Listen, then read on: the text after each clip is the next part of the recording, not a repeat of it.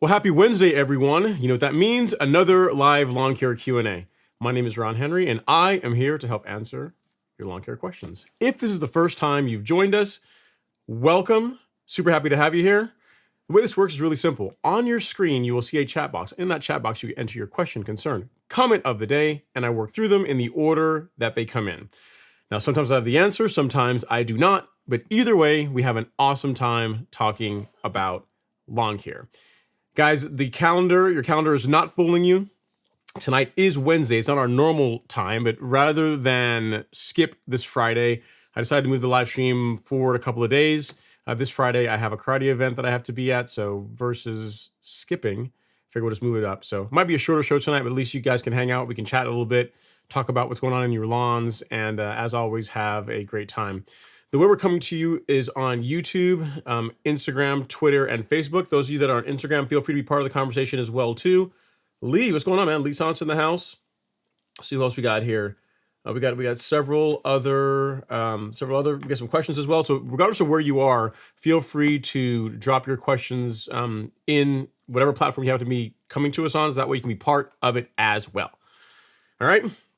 Well, guys, fall is officially here. It's definitely here. Temps are cooling down quite a bit. The lawn is growing far less. The last time I mowed, I hate to say this, it almost pains me to say this, was like 3 days ago. Now I'm gonna mow tomorrow, but it's we're definitely on the point where, you know, we are well into fall, and if you've not gotten your pre-emergent down as yet, especially if you're in the Southeast United States, you're missing the boat.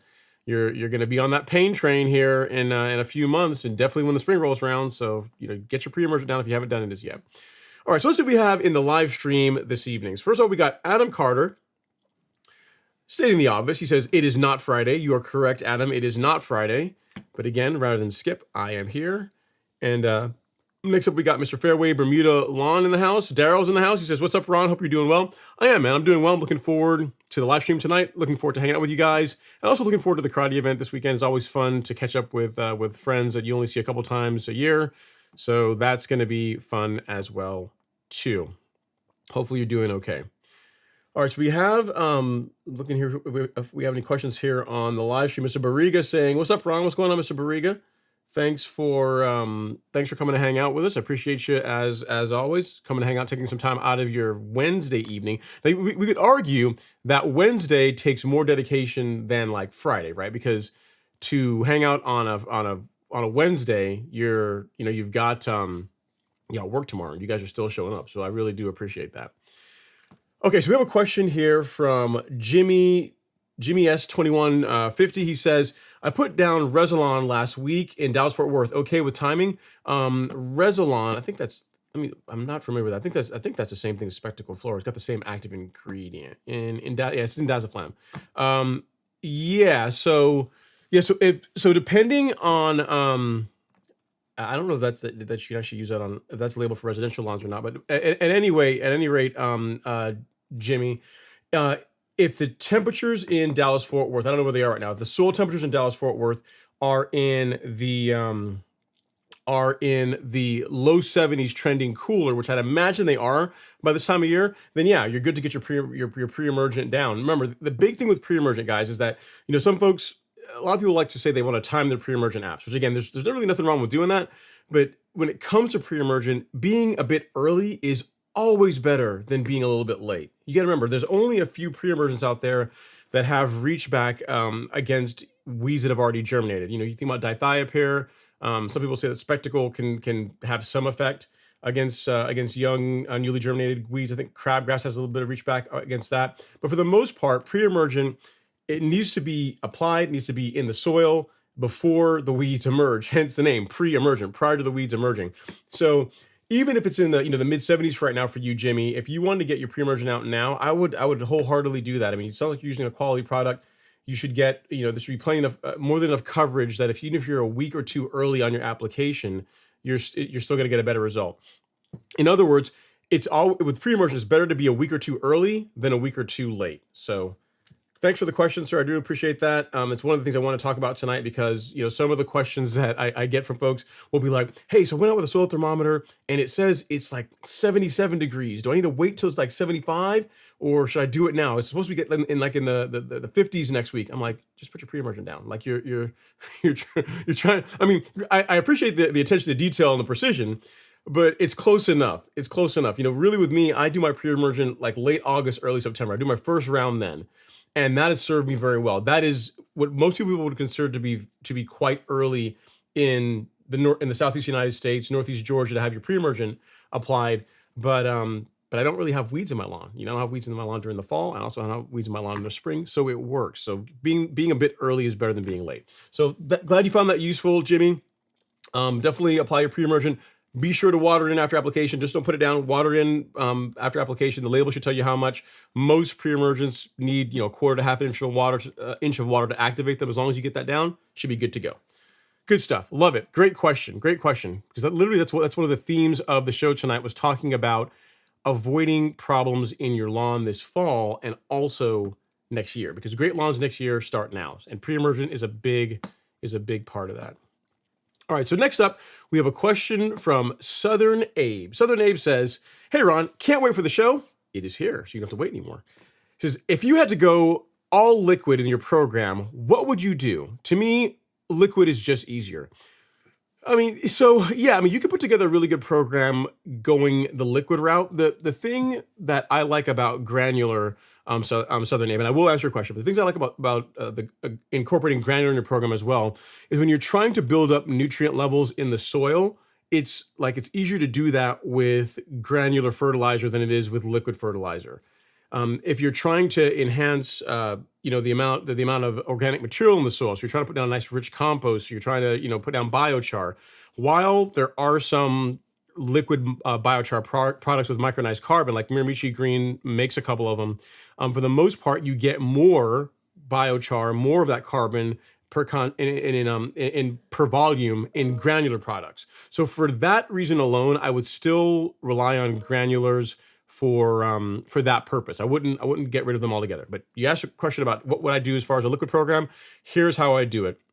So the first thing, obviously, you got to get a soil test done, because to know which liquids are going to be the best fit for your lawn, you have to know what the nutrient deficiencies are, what your grass is lacking, what the soil is lacking, and the way to get that done is with a soil test. The one that I like and love is the one from My Soil. I actually got my soil test results done. I got them back, so I can show that to you guys if you guys want to see what Ron's soil looks like. You know, I need to practice what I preach.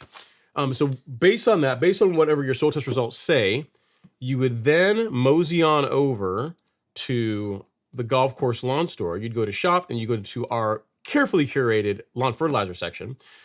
And let's say that you had a soil that really didn't need any phosphorus, right? So you need primarily nitrogen, maybe a little bit of potassium, but not very much phosphorus, right? You have a couple of options there. So you could go with Release 901C. That is what I use largely on my lawn for the liquid program this year. So for the most part, as far as liquids, the one that did a lot of the heavy lifting from a fertilizer standpoint was Release 901C. An alternative, also an excellent product, is Turfplex. That comes in a 22-3. Now that does have a little bit of phosphorus in it. So if you didn't need phosphorus, you may not want to do that.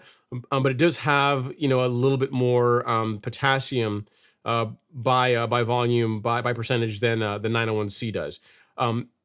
Either of these are going to be great choices for part of a spoon feeding program. So 901C or Turfplex. Now let's say, for example, now you look at your soil test results. Kind of a common theme here. Your soil test results are going to drive which products you use, right? And you are phosphorus deficient. Shock, horror. We have no phosphorus. What must we do to get phosphorus? In that case, you would go with something like Bloomplex. That's an 8% nitrogen, 5% potassium, and a 16% phosphorus product. So depending on your soil test results, you've got a few different options. You've got a higher phosphorus product, a no phosphorus at all product, and then like we'd call it a low phosphorus product. So depending on what your soil test results say, Release 901C, Turfplex, or Bloomplex are what I would use to do the heavy lifting. For the micronutrients, I would go with Nutrizolve. This contains, your iron, your copper, your boron, molybdenum, zinc, all those micros that help support the macros, that help support chlorophyll production, help, give you that lawn that nice green pop. So I would say Nutrizolve paired with one of these. Nutrizolve with 901C is excellent. Nutrizolve with Bloomplex, Nutrizolve with Turfplex, that paired with one of those would be a great choice. If you were going to go, say, the Turfplex or the Bloomplex route, instead of Release 901C, what you could do is you could go with the Release Zero Carbon Kit. So whenever I'm spraying my lawn, if you guys have been following the channel for a while, twice per month, on the 1st and the 15th, I spray liquids. And what I spray is 901C. I'll get that up right now so you can see the actual products. Release 901C, NutriKelp, which is a kelp product, it's 24% kelp, a little bit of nitrogen, a little bit of phosphorus, and a bit more potassium. So you can see that it's giving me 4% potassium. And then finally, a microbial package in Biospectrum. So this is a staple. Regardless of which fertilizer I'm putting down, this goes in the tank. So if you're going with 901C, you can save some time and money by just going with the 901C carbon kit. If you are opting for, say, one of the other fertilizers, say you're going with with Turfplex, right? You say, you know what, I like Turfplex. This is my jam. That's what I want to go with.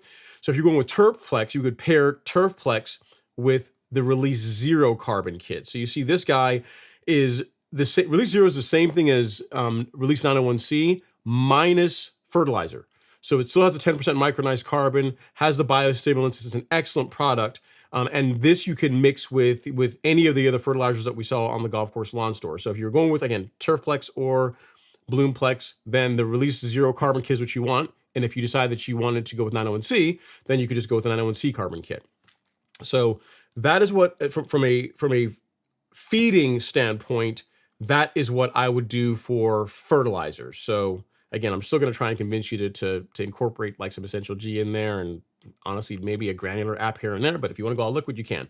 Now, as far as herbicides, liquids are much easier. There are a lot more options for herbicides that come in liquid or that are turned into liquid form than granular. So for liquids, if we go to shop, we go over to Weed Killer.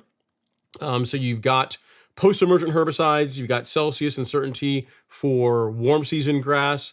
You've got, in the case of cool season lawns, you've got Tenacity and Sedgehammer. So this are great options. We have kits for those. So if you had a cool season lawn, you could go with the Tenacity kit. If you have a warm season lawn, you can go with the Celsius Certainty kit. If you have a Zoysia or St. Augustine lawn and you're trying to remove Bermuda out of it, you've got a new kit that contains a new herbicide called Recognition. So this is more of a specialty use case. If you're trying to remove Bermuda grass out of Zoysia or St. Augustine is what you would use that. But the most part is when it comes to herbicides, the world is your oyster if liquids are what you prefer to use, right? For pre-emergent, if we go to that, we select that filter. You've got Spectacle Flow. If you got a warm season lawn, you've got Prodiamine. If you have a cool season or warm season lawn, and there are several others. There's countless other liquid pre-emergent products that we don't carry a lot of them. We carry like a fraction. I just carry the ones that I like, I'm a big fan of, and that I have personal experience with. But I mean, there's tons of other ones as well. So that's really going to cover you, man. I mean, you from a liquid standpoint, you're good on your fertilization program. You're good on your herbicides for your pre-emergent and post-emergent. We have not spoken yet about fungicide and insecticide. We could do that really quick. Head back to the store, we'll go to shop, and then go to the fungicide insecticide section. And then you've got a Celiprin for your insecticide, a Celiprin SC, and then for your fungicide, Pillar SC. So both of these are suspension concentrates. You can mix them and apply them at the same time. So you're good. So if you wanted to do a complete liquid program, we have everything that you would need to do that on the golf course lawn store.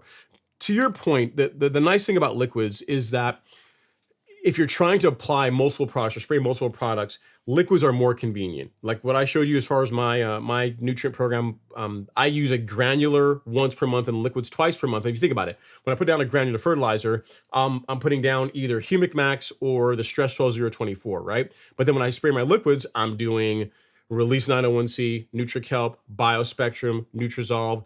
If it's the time of year when I'm trying to regulate growth, I'll put a little bit of Primo Max in the tank as well. So you're talking about 5 products I'm able to spray at one time, apply at one time, which is a huge time saver. If you had to do that with granular, it would become not fun really quickly, right? Because every product would be another pass on the lawn. So I would encourage you again to do a blended program. I find that produces what I think to be a really good result. You use the granular fertilizers for a lot of the heavy lifting, and you use the liquids to help fill in. And, you know, a good example, like for when things where liquids are very superior, I think are like when you're looking for micronutrients, like liquids, you'll find a lot of great micronutrients, fertilizers that are liquids. You'll find some granulars as well, like some of the stuff that we carry on the store, like not Humic Max, but both these guys, Complete 14714 and the Stress 12024, both those have micronutrient in them as well, but they're not as complete as what Nutrizolve is. Nutrizolve has all the micros, whereas this has the ones that most people care about. But this, if you're looking for a complete micronutrient solution, then Nutrizolve is a better choice. So I'm going to tell you to go with both, but if you wanted just a liquid program, there you go. So hopefully that helps. If I left anything out, I'm sure you'll let me know in the comments, but I think I've got you covered. We covered fertilization, herbicides, fungicides, and insecticides. So I think you're good. I think you're good, man. So hopefully that helps. And if you need anything else, do let me know. All right, so we have a question here from Ross. So this is coming in from Instagram, from Rawson Levitt. He says, I'm in Southern California and I plan to overseed my Bermuda with bluegrass or something similar for the winter. Okay. Will a pre-emergent prevent the seed growth? Do you have a recommendation on how to do that? Yeah. So if you're planning to overseed your lawn, I would refrain from using pre-emergent, because most pre-emergents, I mean, there are some that don't rely on root clubbing to prevent growth, but a lot of the common ones rely to prevent weeds from germinating by killing off the roots. And if you put down grass seed, whenever that grass seed tries to germinate, the same thing's going to happen. So really, you have to kind of pick which one is more important to you, Ross. And if you want a completely weed-free lawn this fall and winter and into the spring, then pre-emergent is going to be the way to go. If you care more about your lawn remaining green over the winter and into the spring, so you can be that guy or gal in the neighborhood. I'm assuming, but yeah, actually, you're a guy. If you want to be that guy in the neighborhood where everyone else's lawn is dormant and you have the green lawn on the block, then then I would say refrain from using the pre-emergent. Do your seeding project, and then just rely on post-emergent herbicides to clean up any weeds that happen to grow in the lawn. That's going to be your best bet. It's really one or the other. In most situations, whenever you're trying to overseed. So I'd say pick which one is more important to you and go with that. Bluegrass, remember, if you're deciding to go with bluegrass is it's slower to germinate than a ryegrass or fescue. So if you're just doing this temporarily, where you're just going to have it over the winter, I'd encourage you to consider looking into perennial ryegrass. There's tons of different great grass seeds out there. Barenbrug makes some good ones. So there's other ones out there as well. But a perennial ryegrass, most people that decide they're going to overseed their lawn temporarily, so for just the fall and winter and into the springtime, they go with perennial ryegrass because again, germinates quickly. It's relatively easy to get rid of. So you go from a brown lawn to a green lawn in not that much time. And I'm actually going to show you guys an example of a lawn tonight that was overseeded not too long ago, and that is looking pretty incredible. Looking pretty incredible now. So hopefully that helps. As far as how to go about it, you're going to want to thin out the existing lawn a bit. So if your Bermuda is really thick, that's going to negatively impact the ability for the grass seed that you put down to germinate. So you're going to want to turf rake, perhaps consider a core aeration. You do something to thin the lawn out a bit so that so you're making it easier for heat, for sunlight, to get to the soil, to get to the grass seed that's going to be laying on the soil trying to germinate. So that's the one thing I would say from a prep standpoint. You're going to want to do something to thin the Bermuda out a little bit. So a little bit of, again, key word here is light turf raking. If you decide you're going to use a dethatcher, set it up to where it's not aggressive. You don't need to, destroy the lawn. You're just trying to thin things out a bit so that your lawn can, you're making it easier for the grass seed to germinate. Then putting down a good starter fertilizer. We carry an excellent one, the 14714 from Lebanon Turf, excellent product. Use a starter fertilizer of some sort. Even if you don't get the one that I'm talking about, use that as part of your preparation. And then apply the grass seed, rake it in. Leveling rake is great for that, but even like a regular, grass rake can work well for that.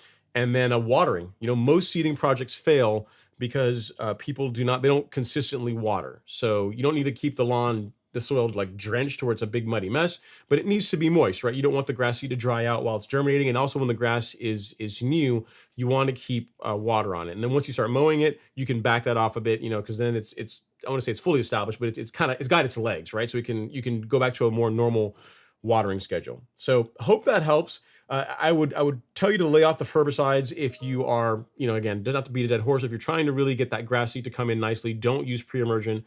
Rely on post-emergent herbicides to control weeds in your lawn, after your new perennial ryegrass, in your case, bluegrass lawn grows in. So hope that helps. Need anything else, definitely let me know. Great. Sounds like a fun project. So just let me know how it works out for you. All right, back to our regularly scheduled program. Back to YouTube. Let's see what we have next. We've got elevated times. He's doing a DAP. He's doing a DAP. I appreciate that, elevated times. Thanks so much. We got Papa Mo's Low in the house. Not Papa Mo's High, but Papa Mo's Low. He is saying, good evening, all. Good evening, sir. Glad you took some time out of your Wednesday evening. I'm so used to saying Friday. Out of your Wednesday evening to come hang out on the show. I really do appreciate it. And then next up, we got Rayon Mower saying, Purple Hand saying, doing peace. I appreciate that, Rayon. And then next up, we have Shortgrass. He says, happy Wednesday. Is it too late in South Carolina to kill Bermuda in my zoysia? No, not really. I mean, if the Bermuda's not dormant as yet, then yeah, you can absolutely still do that. I mean, obviously, like when it comes to any weed, like, here's the thing, Shortgrass, it pains me to refer to Bermuda as a weed, but you're making me do it. So I'm gonna soldier through this comment as best I can. any weed, whenever you're spraying herbicides on them, in this case Bermuda would be your weed of choice, is you're gonna have better control or faster control whenever that weed or plant is actively growing. Bermuda is still actively growing. I mean, it's starting to slow down given the temperatures we have, but if you wanted to begin going after it now to try and remove it from your zoysia, you absolutely could do that. Now, as far as options for removing Bermuda from zoysia, I mean, you may already have it figured out. But a product that is excellent for that is a product called Fusilade. So this is what people tend to use for removing Bermuda grass out of a zoysia lawn.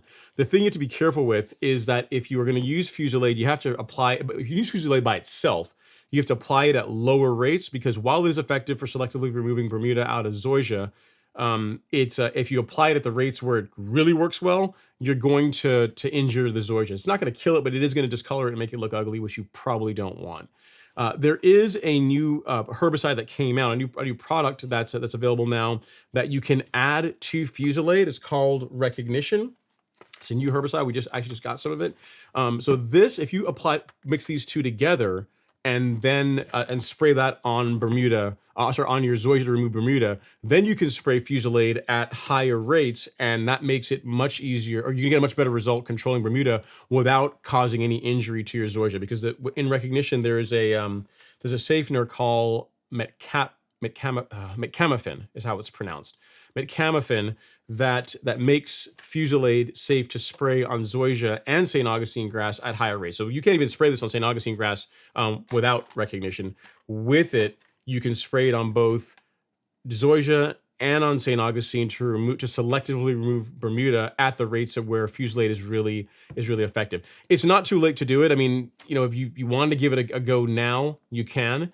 And then in the spring, when Bermuda's waking up, you could do it again too. It's the thing is, whenever you're selectively trying to control a weed or any plant, it's very rare that it's one and done. You know what I mean? It's not like even though this combination is good for removing Bermuda in zoysia, you're unlikely to spray it one time and then you're good to go. It's going to be one of those things you're going to be using to manage it. So I would expect that if you did it now, you're going to doing another application in the spring, and then you should be in fairly good shape. You know what I mean? If you keep injuring the Bermuda while allowing the zoysia to thrive, then the zoysia you're giving the zoysia a competitive advantage where it can become the dominant plant in your lawn, right? It'll be your dominant crop.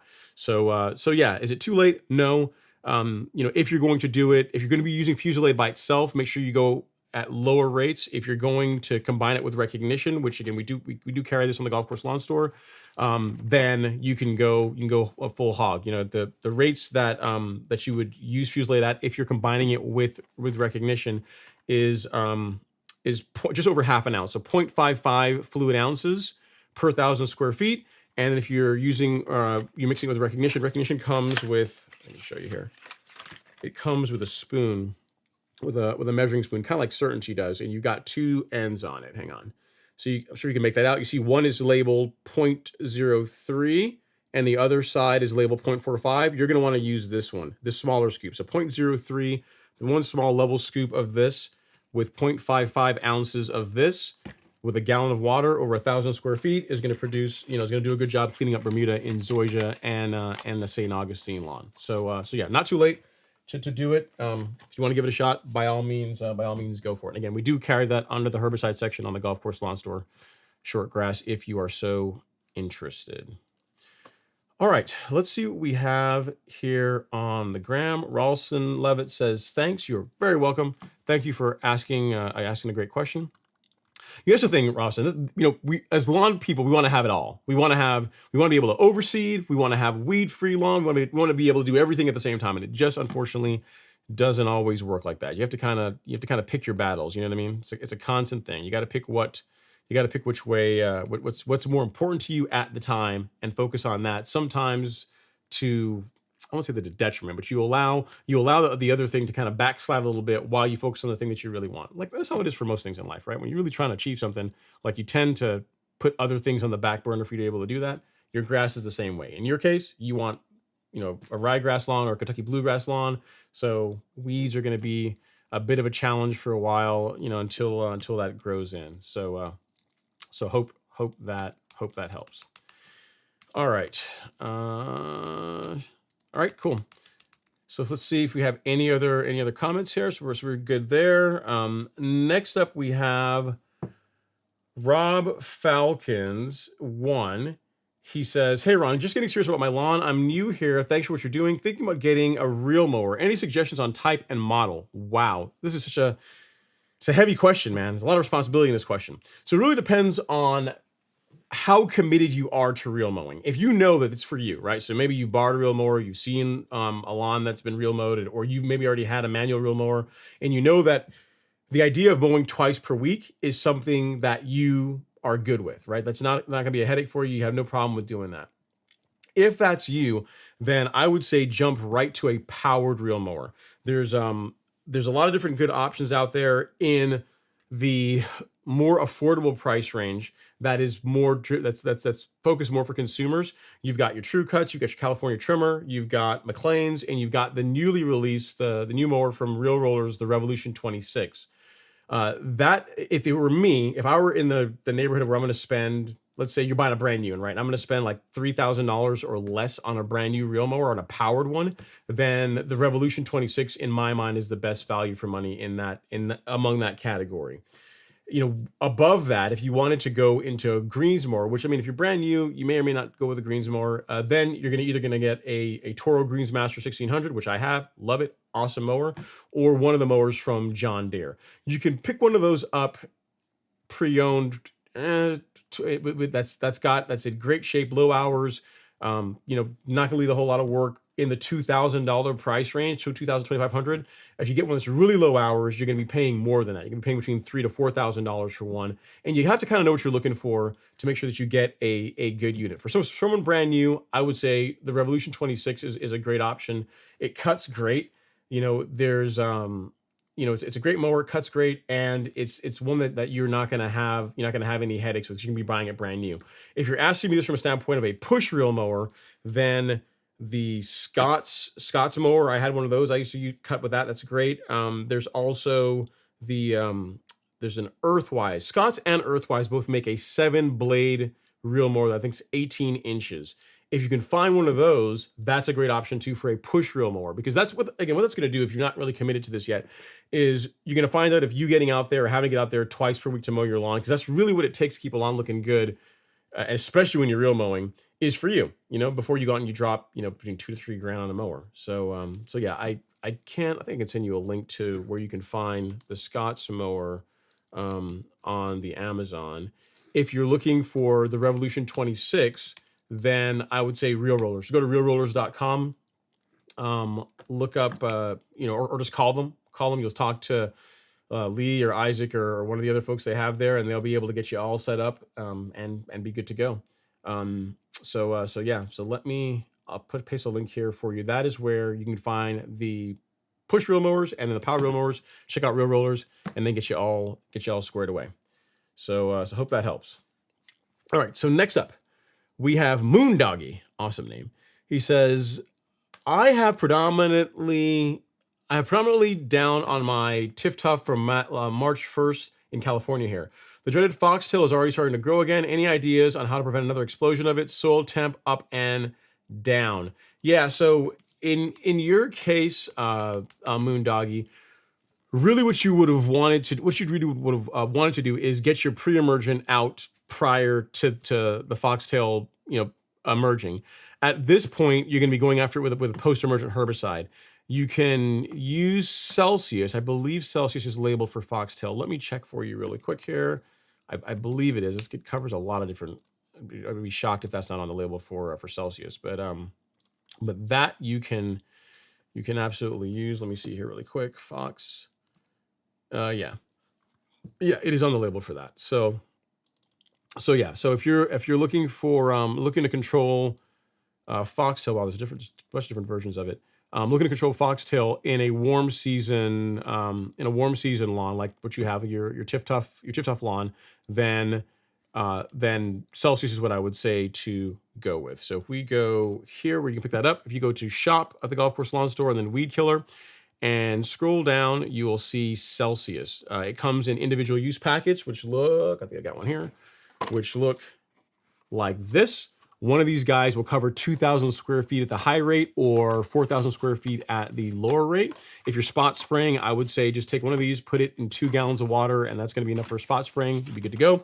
And for best results, and this is really true unless the label says otherwise for other post-emergent herbicides, but for best results, you're going to want to use surfactant with it. So this and this, so Celsius and surfactant, or if you want the larger one, the 10 ounce, Celsius and surfactant is going to be a great option for cleaning up the foxtail in your lawn. So here's the thing I would say. You've already got it growing, right? So you're gonna have to use a post-emergent herbicide to knock back what's already growing, because pre-emergent is gonna do a whole lot against that. If you've not applied a pre-emergent, get your pre-emergent out. Absolutely get your pre-emergent out. As far as options for you in California, I don't think you guys can get Spectacle there. So if we go back here to the golf course lawn store and to the weed killer section, and then you go to pre-emergent, you can go with prodiamine. That comes in, you get it in a 5 ounce, which is good for up to 6,000 square feet. You get a 5-pound jug, or you can also get it in granular. So one of these, the 5 ounce or the 5 pound, depending on how big your lawn is. Again, this guy will do 6,000 square feet at the higher rates on a Bermuda grass lawn. So it's a kind of a 2-pronged approach. Pre-emergent to prevent like more breakthrough, and then a post-emergent herbicide like Celsius with surfactant to take care of what you've already got going on in your lawn. So hope that helps, sir. Sorry you're dealing with that, but you definitely want to get ahead of it before it gets out of hand. All right, next up, we got a couple of super chats. So we run down there and grab these really quick. We got our first one from Larry. Thanks so much for that, Larry. I appreciate you. Super chat received. He says, thanks for your guidance and products that help us. You are very, very welcome, sir. No problem at all. I'm glad to be of service. And Larry, for your super chat, I think I'm looking at the other one here. Yep, you're still on top. So I will make you the show sponsor, LRCXED. So there you go, sir. You are now our show sponsor. Your name in lights, whatever that means to you. So Larry was doing a fescue project. He was doing a renovation where he was trying to get rid of Bermuda grass in his lawn, and he's trying to grow fescue. And what he used for that, what I recommended to him for that, is to go with Fusilade. He got great results with it. If you guys want to see, he sent me some pictures before the show, which I think I've got queued up here. All right, so he's got, this is his fescue lawn. This is it growing in, looking nice. We got another one there. You see doing his prep work. You can see the grass is growing through, little baby fescues coming through. And then, because this man is serious, you can tell when someone's serious, man. He roped it off. He's like, hey, listen, wife, kids, friends, neighbors, play cousins, whoever you are, stay off my grass. You see serious business going on here. Do not walk on it. He's got it roped off there with the yellow tape, the caution tape. I like it. And the thing that gets Larry the most points is, when I spoke to him, I told him, listen, really for putting grass seed down, for putting out your compost and just getting everything nice and level, a leveling rake is invaluable. Even if you're just using it just from a standpoint of putting out your compost or just for raking the grass seed in, it's a great tool. It's one of these things that you absolutely going to want to have. And he couldn't find one that he liked in his area, so my man made one. He made one himself. So check that out. You can see the wells on there. He's pretty handy, and he built his own leveling rake. Pretty sweet. Very, very nice. I gotta tell you, it looks good. You could sell that, man. So if you want to get in the business of selling leveling rakes, you absolutely could. That looks good enough to sell to me. So yeah, congrats, Larry, on all the hard work. The lawn looks like it's growing in very nicely. It's definitely paying off. I think this is a later picture showing it growing in more, but overall, your hard work. So we start with nope, that's from last week. We see all your hard work is really paying off. So from that to that, looking good, looking really good. I like it. Love it when a plan comes together. So keep going. I'm glad that you found the content and the products useful. And again, if you need anything else, definitely let me know. And thank you for the super chat. It really does mean a lot.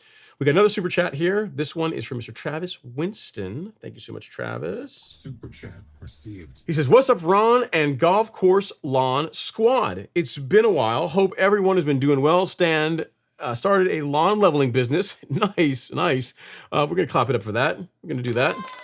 Awesome. Love to hear that. That's why you've been busy. I get it. He says, thanks as always for the great content, Ron. You're very, very welcome. That's awesome, man. So you started a business leveling lawns. Really cool stuff. Very, very, very cool stuff. Love to see people branching out and starting their own thing, which is very nice. Which is very nice. Good stuff, Travis. We understand what you've been missing, and it's for a good reason. Trying to hang your shingle, right? Trying to do your own thing. All right. Next up, we have Jeffrey. We got Higgy Pop actually. Higgy Pop's up next. He says, "Hello, all. Happy Wednesday." What's going on, Higgy? It's kind of hard to say that, right? We're so used to saying Happy Friday that now that it's Wednesday, it's tough to just say what we normally say, but we'll make do. Next up is Jackie Bear, or Jeffrey Lancaster says, "Is it Friday already? LOL." No, it's not, Jeffrey, but I didn't want to skip you guys. Again, y'all are a demanding bunch. I would be fine to take Friday off, but then I get hate mail, people sending out like search parties and asking what happened. You're supposed to be Mr. Consistency. If you skip a week, that is the definition of being inconsistent. We don't want that. So just moved it forward a couple of days to be able to chat with you guys. So, and 100 of you showed up, which is kind of cool. I didn't expect that to happen tonight. So I really do appreciate all the love and support. Jackie Bear's up next. He says, "What is this trickery? Have an excellent stream, sir. I appreciate it." Yeah, Jackie, just trying to make sure we put a show out this week. So you know how I do. Devin is in the house. He says, "What's up, Ron? Live on a Wednesday. Just finished a spray on the yard a little while ago. Time to kick back and enjoy the surprise stream." Yeah, I'm doing it tonight instead of Friday because of another commitment that I have on Friday night, which is like twice a year, one that I really can't get out of, or I don't like to not be part of. So it's a martial arts thing. So hence why it's tonight. All right, next up, and Devin, here, I gotta tell you, Devin, I'm not sure if he's here tonight. Is he here? I don't know if Robert's here, but I gotta tell you, man, you have a really nice looking cool season lawn. Like, you set the standard with the contest, and I gotta tell you, Robert overseeded his Bermuda. It's gone dormant. His Bermuda's gone dormant. And, him being the overachiever that he is, he's trying to bring it. He's trying to step into your wheelhouse. I mean, you guys can look at it and you can decide for yourself, but I would say that this looks pretty good. I mean, my man got his drone out. You can see the Bermuda all around it is dormant, and that perennial ryegrass is popping in quite nicely. Now, he said I could show this picture because he's got more planned. He's not giving away everything as yet. This is just a taste, but I just want to let you know, there's shots fired. This man is, he's not messing around. I got to tell you, for a lawn that's less than a month old, looking like that already, stripes on point, colors on point, in the cool season category, might be some new competition for you. All right, well, I'm glad that you're doing well, Devin. Hopefully you guys had Jamaica. I think is where you guys were at, right? So hopefully the trip to Jamaica was fun. And at some point we got to get you back on the live stream once things slow down a bit. Love to have you on the show. Gary Kelly Jr. is up next. He says, "Happy Wednesday, Ron. Just got my mowing in here in Chicago. Now I'm just waiting for the so-called rain that's coming my way." I'm sure you'll get plenty of rain, Gary. What'll happen is you'll get rain, and then a few months from now, you'll be like, "Oh, it's just snowing all the time." As grass people, we're never happy. We're never happy. When we don't have rain, we complain. We get rain, we complain. So, oh well. Next up is Lee Farmer. Hey, Lee, what's going on? He says, "Hey, Ron, thanks so much for coming to hang out, Lee. Definitely, if you get a chance, man, send me those pictures we were talking about. We discussed earlier. It's I'm really looking forward to grabbing those. Thank you for coming in on a Wednesday night, no less, to support the live stream.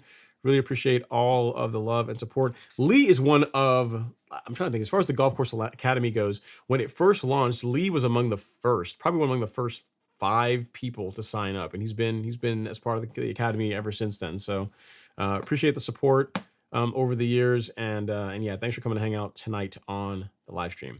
Joshua Riggins says, "Yo, what's going on, Joshua? Thanks for coming to hang out." Next, we have we have a comment here on OK Lawn. He says, "I thought your stream was on Fridays." It is. It is on Fridays outside of 2 to 3 days out of the year. Outside of 2 to 3 days out of the year, it's on Fridays. So that tonight's one of those nights, because the long and short of what it is that in the solid martial arts that I do, we have a tournament. We have a tournament and a clinic. A tournament in the spring, and then a clinic in the fall. And that is that's a twice a year event. And on those Fridays, before the clinic, there's a black belt test. So you can test for Chodan or higher ranks of black belt in our style, which is Tung Sudo, twice per year. So one of them is in typically Aprilish time frame, and the other one is in October. So the October one is happening like in 2 days. So that's why I'm gonna be at that. So that's why I can do it this Friday. But for not next week, we'll be back to our regularly scheduled programming. It's only a couple times out of the year. Is how's the martial arts going? It's going well. It's going well. It's pretty awesome. I'm looking forward to it. I found out, not to derail the conversation because you guys don't really care about that, but I found out that next year I'm being invited. So right now I'm a 3rd degree black belt, so I am a Samdan. And to once you go past that, so to become Sadan, so 4th degree, and then the further ranks all the way up to 9th degree, which is a Grand Master, which I will never become, is it's for invitation only. So I was told officially this week that I'm getting the opportunity to go to Masters Camp next year, which is pretty cool. It's a 2-year process, but it's a cool opportunity to be able to test for Sadan. Again, it's really invitation only, so it's a really cool thing. And get to be a white belt all over again. Get to pick up food and sing for my food and just do tons of push-ups and just sweat and just pain and suffering. And I can't wait. Look forward to it. I'm broken that way. All right, next up is Rayon Moore. He says, I applied pre-emergent in the middle of September. Do you think I need to make another application before my lawn goes completely dormant? I don't, Rayon. I think you're good. If you did it in the middle of September, we're not even in the middle of October yet. So if you want to do another application, September, October, November, December, if you want to do another application in December, I'm not sure what pre-emergent you use, but if you want to do another one in December, I would not be opposed to that. But you want to make sure you get, the coverage you can, as much life out of what you've already applied before you put down pre-emergent again. Like, in other words, doing another application a month later isn't going to do a whole lot for you. I would give it 3 months and then do a follow-up. Again, I don't know what pre-emergent you applied, and I don't know what rate you used. If you have enough on your annual limits still remaining for whatever pre-emergent product you're using, then doing another one a couple of months from now, and then even throw some post-emergent in there as well, is a good idea. So say, for example, let's walk through this. Let's say you did prodiamine, right? You did prodiamine in mid-September.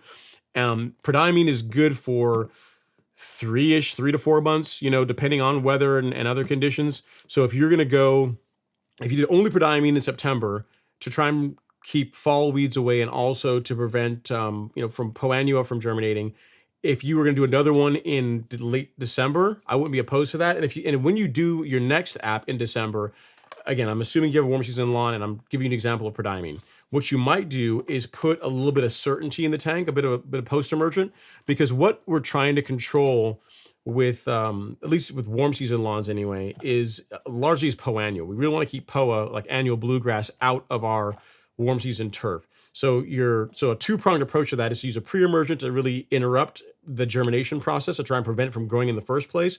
If you only use prodiamine, it by itself is not great for providing excellent control over POA. So for your next app, I would say put some certainty in the tank, a bit of this in the tank along with it, and that's going to give you that should produce a pretty good result and hold you over until the spring, your spring pre-emergent app, because then you're preventing new POA from coming in, and then you're controlling any POA that may have already started germinating in your lawn. So just something to think about, depending on on what your goals are. But I believe you're in Georgia. I think we've spoken before, and I believe you are in Georgia, which is why I went the warm season answer. All right, good stuff. All right, next up is Ben Raham. He says, I know I'm behind the curve, but I've been waiting for rain to water in. Finally got pre-emergent down just before I guess the live stream, this gentle rain, and nailed it. Good, Ben. Good, Ben. So I mean, it's it's cool enough now that I would imagine you're probably going to have a little bit of breakthrough with POA, but I mean, it's still better than not doing it at all. So I'd say, you got your pre-emergent down, it's getting watered in, good job.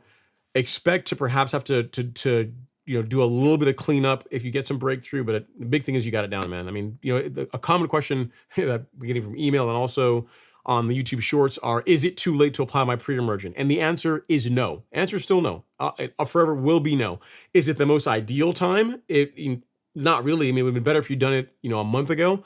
But the second best time than a month ago to apply a pre-emergent is today, because you got to remember, like POA at least in Northeast Georgia, around here, in our parts, like it begins germinating now. It might start showing up, in December-ish if we get like a warm snap. But really in February, like February and early March is when POA really rages, is when it just takes off and starts, spreading like wildfire. So controlling that now with pre-emergent is what you're really trying to do. And again, you're better, even if you applied later than usual, you're still going to get a better result having put pre-emergent down versus omitting it entirely from your lawn care program. So good job doing that.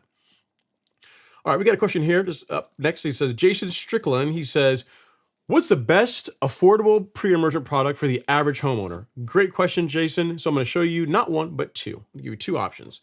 So if you are looking for a pre-emergent to apply this time of year, that's not going to break the bank, good options are prodiamine or dithiopyr.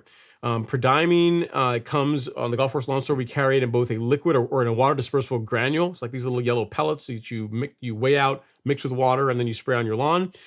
Or you can go the granular route, which all you need then is a broadcast spreader to apply it properly. So prodiamine or dithiopyr, either of these are going to work well as a fall pre-emergent. Of the two, I would lean towards using prodiamine over dithiopyr in the fall, and I would use dithiopyr in the spring. So prodiamine now, dithiopyr in the spring. Where you can find that, what I'll do is I'll send the filter to you. You can find that under shop and then weed killer on the Golf Course Lawn Store, and then just hit pre-emergent, and then it'll filter down just to show these. But either one of these guys, prodiamine or dithiopyr, are great. They're not going to break the bank. Given the control you're going to get out of them, it's absolutely worth doing. And the thing is, you'll find pre-emergent herbicides for the most part are far less expensive than post-emergent, both definitely from a standpoint of the products and also from your time. Think about it. You apply pre-emergent, if you get the timing right, you get it down, get it watered in. For the most part, you're going to be doing a little bit of cleanup here and there, a little bit of spot spraying here and there with post-emergents. But I mean, you're talking about an application of pre-emergent in the spring and then one in the fall, and that does a lot of the heavy lifting for keeping weeds out of your lawn. Versus if you don't do that, then you're out there with post-emergent herbicides, which are more expensive. They're quite a bit more expensive than pre-emergent, and your time associated with doing that. So let me get this to you, Jason, at Jason Strickland. There you go. Nope, that's wrong, Jason. Jason Harrison is the one I picked on. So there we go, Jason Strickland. And that's where you can find your pre-emergent options. Prodiamine or dithiopyr. Again, if you're going to do one now, I would opt for prodiamine if it were me. So hope that helps. It's not going to break the bank. They're great products. And again, you'll be much better off having used one of those versus not putting any pre-emergent down at all. So hope that helps. All right. Next up, we have a question here on Instagram from OK Lawn Guy. Says, when can I put down my cool season seed here in Oklahoma? I would have done it already. OK Lawn Guy. He says, would you advise scalping warm season turf going into the fall winter? If you're planning on doing an overseed, I wouldn't say necessarily scalping, but thinning it out a bit is not a bad idea. Like I told the other viewer, like if you're trying to thin that turf out a little bit to improve seed to soil contact, allow heat, allow sunlight to get down to that grass seed to help with germination, that's a good idea. You don't need to scalp it to the level like you would in the springtime, but yeah, if you want to lower the height of cut a little bit, that's not gonna hurt anything, especially given that your plan is to overseed. And as far as timing, I would have already done it. So if you're planning to do that, I would go ahead and get on with it. Great question. So I appreciate that. And then actually I forgot to let me make a note of this one. All right, Jason Strickland. All right, let us see what questions we have next. All right, next up is T1000. T1000, he says, happy hump day. I hope you are well. Thanks so much. I am doing well. Can't complain too much. And then next up is Elevated Times. He says, just overseeded my Bermuda with Hat Trick. Looking forward to the results. Nice, man. Take pictures. Take pictures before, it's kind of too late now, before, during, and then after. Definitely take pictures of it so you can show us the fruits of all your hard work, fruits of all your labor. Got to do that. Got to do that. Next up, we got R. Reed. He says, hey, Ron, long time. Appreciate you. Thanks for coming to hang out, R. Reed. And then Joshua Riggins is up. He says, Man, just did a lawn reno, going well, but I've got some digging up. So I got something digging up my new grass. I am thinking raccoons or armadillos. Any ideas of how to stop this? I'm in Dallas, Georgia. It's hard to know without seeing the actual damage. If they're digging up your lawn, Joshua, they're likely after insects. So they're actually after grubs or some other insects for food. So the way I would treat this, outside of like traps or traps or baits that target the armadillos or raccoons directly, is to help eliminate their food source, right? And the way to do that is with an insecticide. The one that I like is a product called a Celiprin. This is really easy to apply. It controls grubs, any kind of turf caterpillar, bill bugs, annual bluegrass weevils. It's an excellent product. And the nice thing about this is if you care about bees, you care about pollinators, you care about the environment, it's as far as insecticides go, is a relatively gentle one. So it's very effective while not harming the insects and invertebrates like earthworms that we care about. So this is how I would start. I would get an insecticide down by removing their food source. Then what you're doing is you're making your lawn less appealing, and you're going to encourage them to go somewhere else. Now, granted, it's not a great way to be a good neighbor, right? Because they might go over to your neighbor's lawn and start digging up their lawn.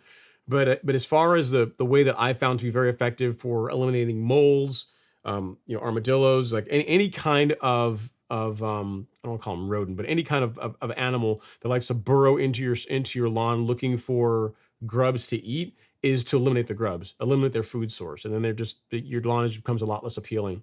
Where you can find a Celiprin is on the golf course lawn store. If you go to shop and then to fungicide, insecticide, it comes in two different options. You got it as a granular in a Celiprin G if you prefer granular products, or you can go with the liquid, which is the one I just showed you, a Celiprin SC. Either one of these are going to produce a great result. They both have about the same coverage, around 21 to 22,000 square feet. And the nice thing about the liquid is that if you decide you're going to do your pre-emergent, if you haven't done that yet, you can. Well, you just did new grass. You're probably not going to be doing pre-emergent. But if you want to mix anything else with this, with it being a liquid, it's much easier to do that. The rate that you'd want to use for a Celiprin, if you go with the suspension concentrate, that I like is 0.2 ounces. So 0.2 fluid ounces of a Celiprin SC over 1,000 square feet. So I mix it with a gallon of water. I dilute it with a gallon of water, and I spray that over 1,000 square feet, and I get excellent results using that. So this is my preference. Mainly because it allows you to mix other products along with it. But that is how I would go about initially, going after your the raccoon or armadillo problem. And then once you actually identify what the animal is that's causing the damage, then that's when you can start adding like traps or baits or things like that target them directly. But the first, one of the first things you want to do is eliminate their food source. So hope that helps, sir. I'll send you a link here to where you can find the insecticides on the golf course lawn store. Hope that helps. Sorry you're dealing with that, but you at least have a path forward, right? Good stuff. All right, next up is Chris Knoll. He says, when do you apply your last application of fertilizer for the year? So my last granular fertilizer app I've already done. I did that in the beginning of October, the beginning of this month. Mainly because I'm trying to prevent spring dead spot. Now, if you live in a part of the country where it's warmer, say you're in Florida, then you're going to be feeding your lawn, pretty much year round, but you'd be feeding your lawn, as long as you're not in any kind of restrictions where you can't fertilize, you can be feeding your lawn throughout the year, because for the most part, your lawn, it may slow down in the winter, but it doesn't really check out like our lawn does here in Georgia. So I did my last granular in October. Liquids, I will be on an ad hoc basis. So I've sprayed. I still spray the carbon kit. I may spray the carbon kit one more time in the middle of the month. So the middle of October, maybe on Sunday. I'll consider doing that, but no more granular in my case. No more granular fertilizer goes down. And as far as the granular that you're going to want to use to close out the season, Chris, I'm a fan of using a fertilizer that has higher potassium. So in my case, the product that I went with, in case you care, is a fertilizer from Lebanon Turf called, we call it the Stress 12024. So it's a high potassium fertilizer, which is a great winterizer product for your lawn to close out the season. So I hope that helps, sir. It's a great, that's exactly what I would use. And again, I did my last one in October, beginning of this month. And that's worked well for me. Because the problem you can get into is if you keep doing granular fertilizer too late in the season. One, you're going to keep pushing growth when the lawn is trying to go dormant, which is not good. And then also you can create conditions that make it more likely for you to have disease problems in your lawn, both now and also in the spring next year. So that's why I'm a fan of October for the most part, unless we have like a crazy fall where it's like still 90 degrees in October, you know, where it's still unusually hot. October is when I tend to shut down my granular apps, and then liquids I'll slowly wean the lawn off of those as the season progresses. Because with the liquids, I'm hardly putting anything out. So I hope that helps, Chris. Great question. And here is where you can find the actual fertilizer that I went with. If you want some tips on, like, you know, your lawn, on how to take care of your lawn for the fall, we released a new blog post. Normally we put it out on Friday, but I released it today because Friday is not going to be a live stream. If you go to resources and blog, the new blog post is a fall lawn care checklist. So things you can do for your lawn to help, you know, put your lawn in a good spot for the rest of the season. So, you know, keeping debris off your lawn, doing a soil test. You know, if you're planning on overseeding, doing some light dethatching or scarification. If you got a cool season lawn, top dressing. So it gives you a 10-point checklist that you can pick it. You can pick which of these are applicable for you based on whether you have warm season grass or cool season grass. But it gives you a set of tips that will put you in a good spot for next year as the season is winding down. So that's under the resources section under the blog. And if you're watching this after the fact, it will be the pinned comment on for this live stream once the show is over. So good stuff. All right, next up, we got Kevin Barriga. And guys, if you guys are enjoying the show, I know we're about an hour in, but if you guys are getting some value out of it, I know it's on a Wednesday night. I know I threw the whole schedule off. If you guys wouldn't mind hitting the like button, I'd really appreciate it. You know, we've got 52 likes. We got 105 people in the live stream and only 52 likes. This makes my heart sad. Don't make me be sad. So if you guys wouldn't mind, hit that like button ever so gently. Costs absolutely nothing. I'll even put some LG music on. We'll put some intermission music on while I take a sip of my Arnold Palmer and mint tea. While you guys do that, really do appreciate it.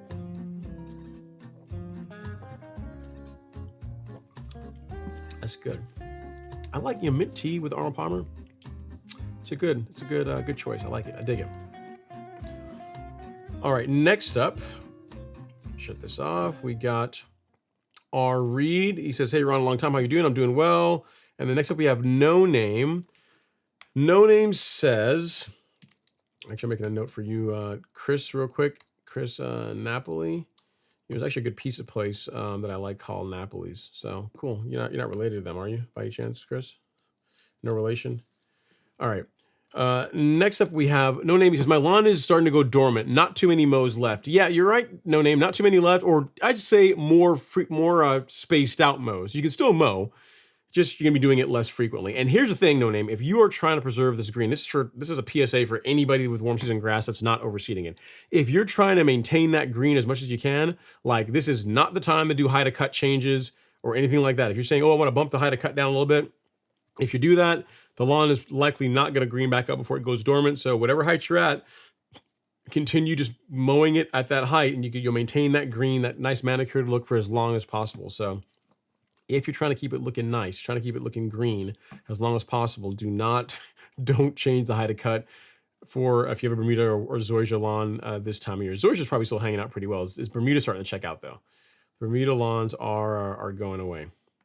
All right, Mark Romano says, "Thanks for the show. What is sunlight soil?" Yeah, so what this is, is a t-shirt that you can get it on our merch store, Mark, and it's like the things, like the components of a great looking lawn, right? So things to focus on are, one, make sure you have enough sunlight. So if you got like a bunch of shaded trees shading out your lawn, regardless of what you do, you're not going to have a great warm season lawn anyway. Like Bermuda grass is not going to grow in a lot of shade.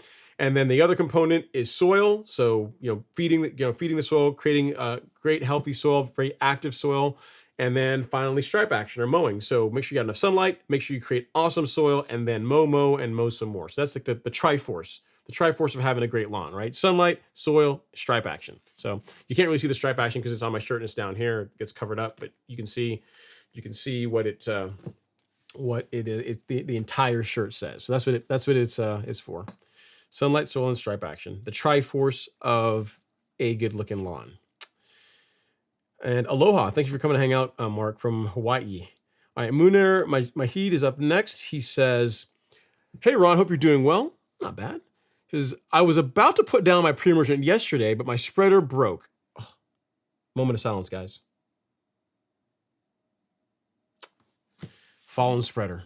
He says, I got to get a new one and get it done this weekend. Yeah, you definitely got to do that. I would say get an Earthway, but unless you can find one locally, you may have to run out and grab whatever, get what you can get, or borrow one. Here's a good idea, Munir. What I'd say is the spreader that I am a fan of, that I think I personally think, I'm a little bit biased here, I personally think is an excellent prosumer spreader for residential lawns is the Earthway 2050P. Like as far as spreaders go, that's my jam. I really love that spreader.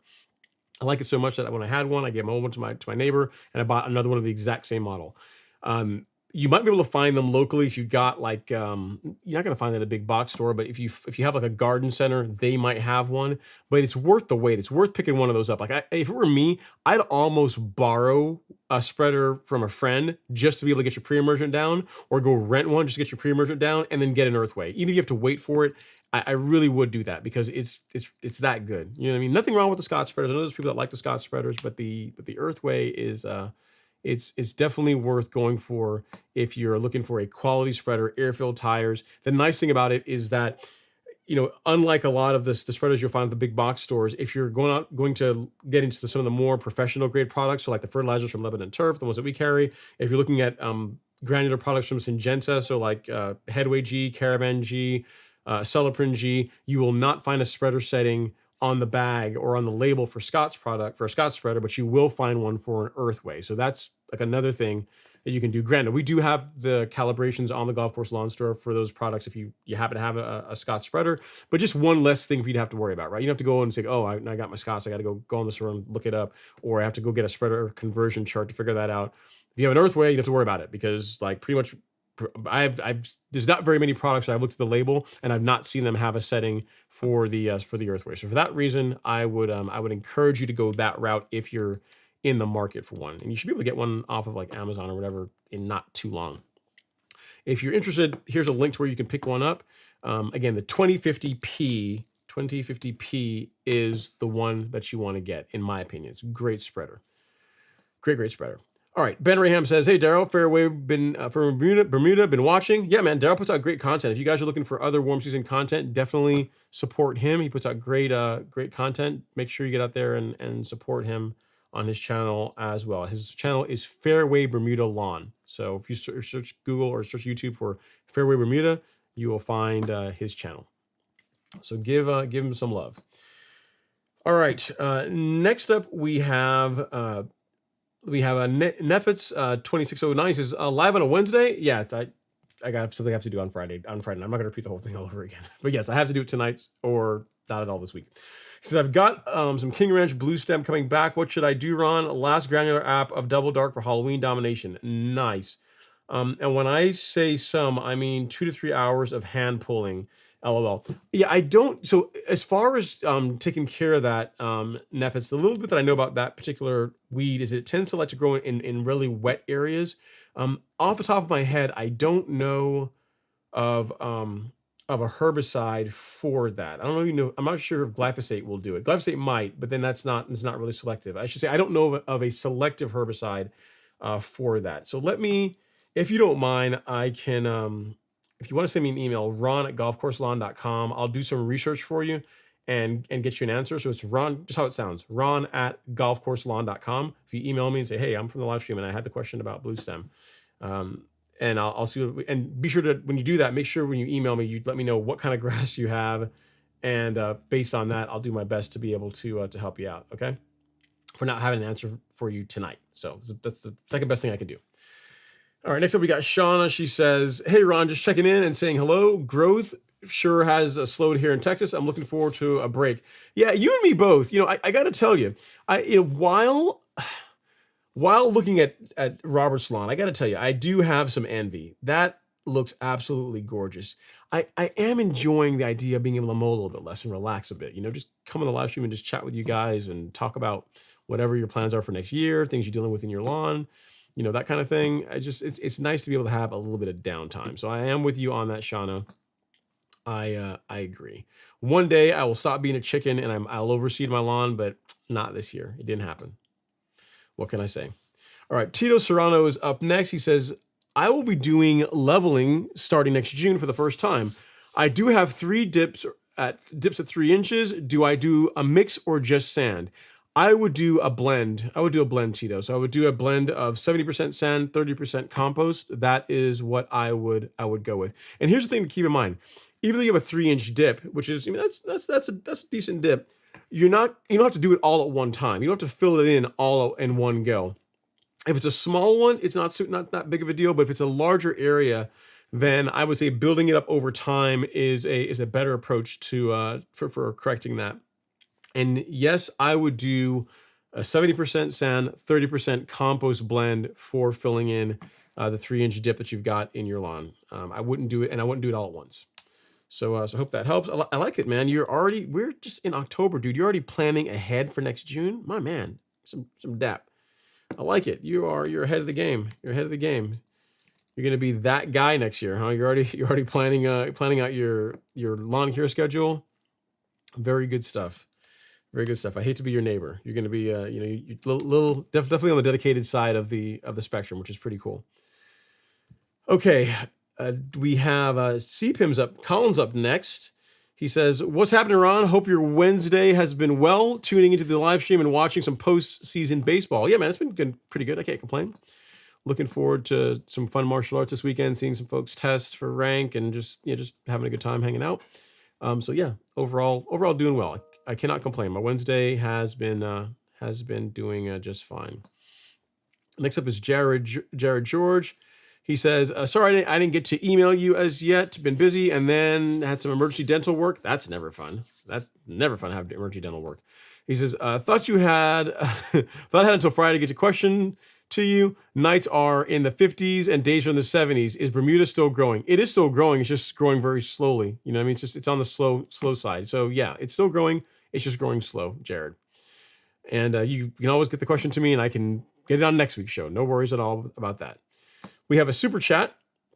Another one here from Mr. Ben Raham. Let me get down here and grab that really quick from Mr. Ben. Super chat received. He says, you are the best. Thanks for hosting. You guys are the best. You guys actually showed up. Here's the thing. I thought, you know what? Maybe the show will be maybe an hour tonight. I'll just be here talking to myself for the most part. But no, you guys still showed up. So we'll see how long we go on for. He says, can't wait until next season with the Real Rollers Revolution. Thanks for making great products available to us. You're very, very welcome. I'm not responsible for the Revolution 26. I got my opinion asked on a couple of things, which I did offer, which he promptly ignored, I'm sure, for a lot of it. But yeah, the Revolution 26 is a great mower. Congrats on getting it. We'll even clap it up for you on that, Ben. And yeah, the golf course lawn store, the goal again is definitely not to be the biggest as far as like the number of products that we offer, but I want to offer like premium product that are normally reserved for professional turf industry and bring that to you guys, right? Because for those of you that are really dedicated, that want that absolute best for your lawn, golf course lawn appearance, and really are willing to put in the work, that is our mission, right? To help you buy, apply, and dominate your lawn. Be the envy of your neighborhood. That's the goal. So thank you so much for all the love and support, Ben. It really does mean a lot. And as always, if you need anything else, do let me know. All right, this is always the hardest part, guys. When I get a super chat, I got to scroll down and figure out where I left off. But I'm doing well tonight. I'm back. Vahid Navi's up next. He says, I just overseeded my cool season lawn. I just wonder, can I put down my pre-emergent next spring? Other things I have weed-free lawn after 2 years. After this, based on the maintenance. Yeah, so it's a bit early, Vahid. So the thing is, if you overseeded just to help thicken up your lawn, and you don't care that you might cause some injury, again, it's not saying it's guaranteed to happen, but you might cause some injury to the grass seed that you applied this fall, then yes, you can absolutely use your pre-emergent. Now, if you told me that, hey, I'm doing a brand new lawn from scratch, and I'm growing it in from seed, and I'd be like, really, you might want to give it a full year, give it more time, because you don't want to take a chance of hurting the entire lawn that's brand new. Based on the fact you said you're overseeding, you're just trying to thicken the lawn up a little bit. So what I'm hearing is it's a lawn that's already established. It's a couple of years old. You're putting some grass seed down this time of year just to help thicken it up. And if you want to do pre-emergent in the spring of next year, I'd be okay with that, because here's what you have to weigh. You have to decide between, if I don't apply a spring pre-emergent, then spurge, crabgrass, dandelions. I mean, all that that's going to be your life. That's what you're going to be fighting with throughout the spring and into the summer months.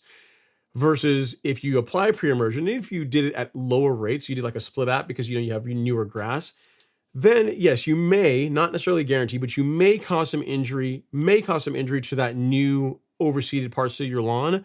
But for me, the upside of not having to fight weeds all throughout the spring and summer is that's a concession I'd be willing to make. You know what I mean? Like I would not skip my my spring pre-emergent if I were you, especially since your lawn for the most part is already established. You just try to get it to thicken up a little bit with your overseed. So given the choice, if it were me, I would lean towards doing spring pre-emergent versus not, because the not doing it is, in my opinion, far worse. It's worse and it's more expensive, because then you have to go get post-emergent herbicides to clean up those weeds in your lawn, and that's going to be more costly than preventing them in the first place. So hope that helps, Vahid.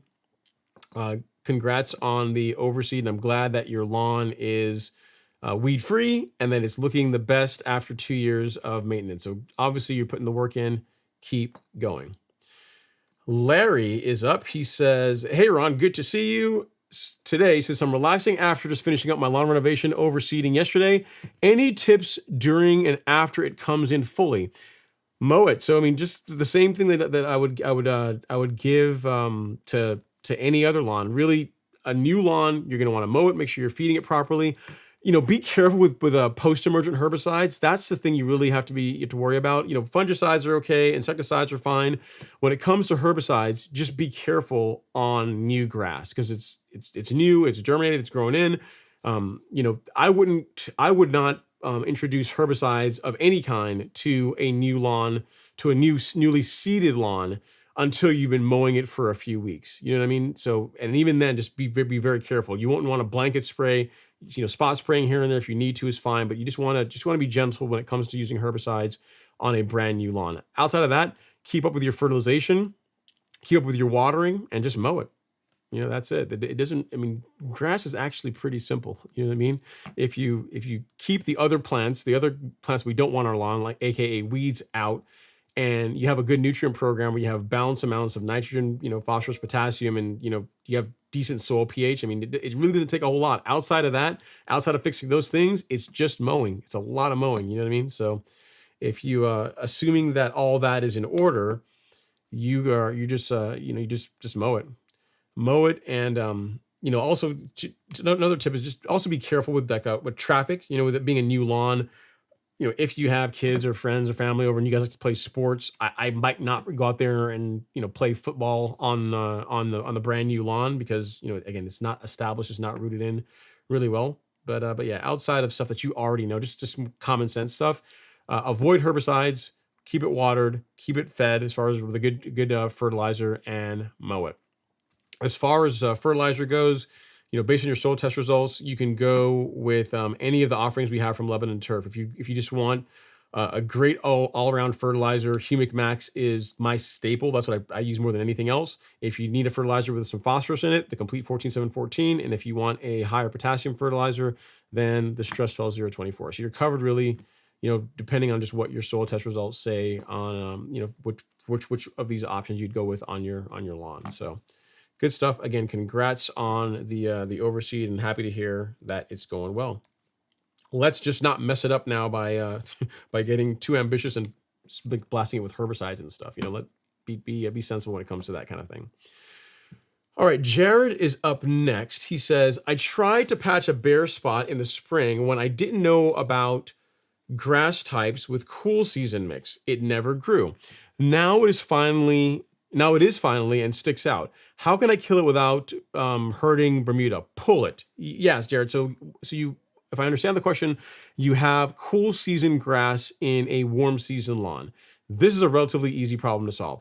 So what you can do is use a product like Celsius. Like Celsius will control ryegrass, fescue, pretty much any cool season grass. Like you don't want to spray this on any cool season grass that you care about, because it will injure and or kill it. So take Celsius and mix it with surfactant, these two together are what I would use to control cool season grass within your Bermuda lawn, because it's nice and gentle on Bermuda. Bermuda's not gonna hurt it, but the cool season grass is going to injure and or kill it as a. And again, it's not that is what I would do. I would absolutely use Celsius. And if it's only a small spot, you can probably get by with just going with just I'll show you here on the store. If you go to shop and then weed killer, this the single use packets. You can get by with using one of these guys, like what I've got here, one of these, and then some surfactant. So I would use this and surfactant, and you'll be good to go. So spreader sticker, and then also a packet of Celsius, and you should be in good shape. Like one of these at the high rate will do 2,000 square feet, which, given that it sounds like it's just a small area, one of these will be more than enough to take care of the cool season grass that's got into your Bermuda lawn. All right, next up, we have Spiderzil. Spiderzil says, "Hey Ron, from Southern California here. Today is the first day that it's been the 70s. We are unable to get most of the products you suggest, so we have Spectracide. Should we put that down now?" Yeah, if you can get Spectracide, you can use that to... Depends on which Spectracide product you're talking about. If you're talking about the Post-Emergent product, the orange bottle, then yeah, if you have weeds in your lawn, you can use that to control them. If you're talking about the blue bag, the granular, which has dithiopyr in it, it has some pre-emergent in it, you can apply that now as well. So yeah, either one would work well. If it's as far as pre-emergent, yes, get that down. My mantra: a little bit early is better than a little bit late when it comes to pre-emergent. And then for the post-emergent herbicide, if you have the Spectracide that comes in the orange bottle, that will work too. Now here's the thing: if you have the granular, right? If you have the granular, which is the pre-emergent and post-emergent product, you can get decent results with that when using it for post-emergent control. But the trick to it is this: if you are using it as a post-emergent, meaning you're trying to kill existing weeds in your lawn, you need to, one, apply it to a damp lawn. So in the morning when there's dew on the lawn, or if you can just run like a 2-minute irrigation cycle just to get the weeds wet. Then you can go out and you can apply that bag, the Spectracide that comes in. It's like a blue and black bag. You apply that and then let it sit. And if you want to, if you can, let it sit for a day or two, and then run your irrigation after that. And then you're going to get both benefits. You'll get the post-emergent benefits, because then it will the weeds that you're trying to control will have taken up the herbicides that are in the granular product. And then when you water it in, you'll get the benefits of dithiopyr, which is your pre-emergent. So you can get a lot out of that product if you apply it properly. Most people that complain about that product is they'll just go out and they'll apply it to a dry lawn and then wonder why the weeds in their lawn aren't dying, because you really have to apply it to wet grass for it to work well. So I hope that helps. And if you need anything else, do let me know. And I would get that done now, sooner than later. Actually, you know what? If I can show you the product I'm talking about. I'm sitting here talking off into the ether, and you're like, what product is he talking about? Why can't he just show me? Why is it so hard? Why is he that way? All right, lawn weed killers. Yeah, so this is what I'm talking about. So if you go to again, you should be able to find any of these at your big box store. This is the product I'm talking about, the blue and black bag. This is both a pre-emergent and post-emergent. You can look at the active ingredients in that. It's got dithiopyr, so that is your pre-emergent, and then the rest of these 2,4-D, mecoprop, and dicamba. These are all post-emergent herbicides. So it's a 2-in-1 product. But again, you want to apply this to a wet lawn if you're trying to use it as a post-emergent herbicide. So you can apply this, and then you can get the best of both worlds. The other product I was talking to you about is this that comes in an orange bottle. This is just a post-emergent herbicide. So this guy, this is just for controlling weeds. So depending which one you're referring to as far as the Spectracide product, now you know what you need to know to get decent results with it. So I hope that helps. Hope that helps, spiders. And if you need anything else, let me know. So good stuff. All right, next up we got Robert Rainey in the house. Says, "Evening, everyone." Hey, Robert, I already showed everyone your cool lawn, but you know what? I will show them one more again because it looks pretty awesome. So this is Robert's overseeded ryegrass lawn, which, I mean, you can look at the Bermuda all around it, and then look at the ryegrass. It just looks absolutely gorgeous. I don't care who you are. I don't care who you are. You have to like that. That looks really sweet. And yeah, great work. Great work. I got to, all right, here's the thing, Robert. Devin's already here. I already warned him. I already told him you're coming for him. And you know what's going to happen? You're going to make the man double down. He's going to pull out probably some secret sauce he's got in the shed there at the at the golf course. You better, you've awakened him. It's going to be fun. It's going to be fun for us to sit back and watch you guys go at it. All right. So next up we have Jacob Adeseo. He says, "Much love, Ron. Can I apply prodiamine liquid today and then granular next month?" Great question, Jacob. You can, but I don't think there's any benefit to doing it. So I would do the prodiamine liquid today, water that in, and then give it 3 months before you apply the granular product. There's really no benefit to overdoing it. You know what I mean? Like you're not going to get longer control. You're just increasing the likelihood that you will get adverse effects. You can cause some damage to the root zone of your lawn.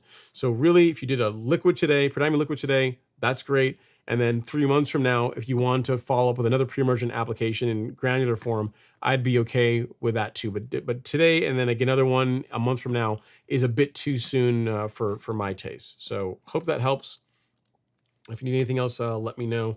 But yeah, not there's no reason to do it one now and then another one a month from now. You know what I might do, Jacob, if it were me? If all you're going to be doing is prodiamine, and hear me out, there's a method to my madness on this one I'm about to tell you. If you got both the granular and the liquid now, what I might do is do the granular now. Do the granular now, like do it tomorrow and water it in. And then 2 to 3 months from now, or 3 months from now, when you do the liquid, then you can also add some post-emergent herbicide to the tank, right? So if you're getting any kind of breakthrough, I don't know where you are in the country, but let's say you have warm season grass. If you're getting any kind of breakthrough, then you can add a post-emergent herbicide, some Celsius, some Certainty, or whatever post-emergent herbicide is correct for your particular grass type. That's going to help you control the weeds that have gotten through on your pre-emergent. And that fresh pre-emergent app that you apply in December timeframe should carry you into the spring. So if it were me, again, you can do which way you want to go. You go about it however you want. I would flip it. I would do the granular now, water it in, and then hold on to that liquid until for your next app, because then you can mix other products along with it, post-emergent herbicides with it, which I think ultimately is going to produce a better result for you as you move into the springtime. So just something to think about. Just a thought. Just a thought. And good stuff. I like where your mind is. I'm glad that you got your pre-emergent down, but twice a month apart, that's too soon. No need to do that. All right, next up is James Kelly. He says, "Do you have any experience with mole crickets?" Not me personally, no. He says, "This is the first time I'm having to deal with them. Any advice for a cool season long Kentucky bluegrass in eastern Tennessee?" I don't know if Delta Guard will do that. I know Delta Guard is for Bermuda grass mites, but for mole crickets, what can you use? I think you just use bifenthrin for that, man. Yeah, you should be able to look at the label for bifenthrin. I don't have it in front of me, but that should control mole crickets. It'll be fine on your cool season lawn. I'm also checking the label for Delta Guard and seeing if that has control for mole crickets. I know it's Bermuda mites, but I don't know if mole crickets are on there. I don't see them. I don't see them. Actually, no, you know what? I might be wrong. Actually, no, wait. Oh, we might have a winner here. Might have winner chicken dinner. Let's see here. Might be able to do it with that. Yeah, so look check the label for Delta Guard as well too. I believe, and I'm looking here, that it does appear to have some control for mole crickets as well, James. And again, when it comes to insecticides, most of them, for the most part, it doesn't really matter. Yeah, it does. Yeah, so for mole crickets, 2 to 3 pounds per 1,000 square feet. Yeah, so it is labeled for controlling mole crickets. So I will give you a link to that. Yeah, I'm pretty sure Acelepryn doesn't. I don't think Acelepryn does that. It's not one that and I don't think that's on the label for Acelepryn. I'm going to check one more product for you, and I don't think. Yeah, it's not. I didn't think so. All right. Yeah, so Delta Guard is what you can go with. Bifenthrin, or you can use Delta Guard, James. The nice thing is that if you have mites in your lawn, it's not mold crickets. If it happens to be a mite, Delta Guard also has control for that as well too. So that is the one I would recommend for you. Here is your link to the product, and that is what I'd go with. Sorry you're dealing with that, man. It's no fun. No fun. I've not had mole crickets. I've had one mole in my lawn, and he met an untimely demise because he decided to come and flex and dig up my lawn in broad daylight on camera. There's video of it if you guys want to, if you've not seen that video. But yeah, not mole crickets, but I've had a mole. I've had one, and that problem was quickly corrected. All right, so at James Kelly and Delta Guard. There you go. All right, should be good to go. All right, next up we have Brian Turner. I got to speed up here. We got Henry Jones Photography, Josh Dickinson, Rockeye here on Instagram. What's going on, guys, gals? Hope you guys are doing all right. Thanks for coming to hang out. All right, next is Brian Turner. He says, when you apply Pre-Emergent in February and you do a top dress in April, do you need to apply Pre-Emergent again after the top dressing? Excellent question, Brian. I do not. No. So I do my Pre-Emergent in February timeframe. I'll likely top dress this year in May, and I will not do Pre-Emergent. I will not apply Pre-Emergent again after that.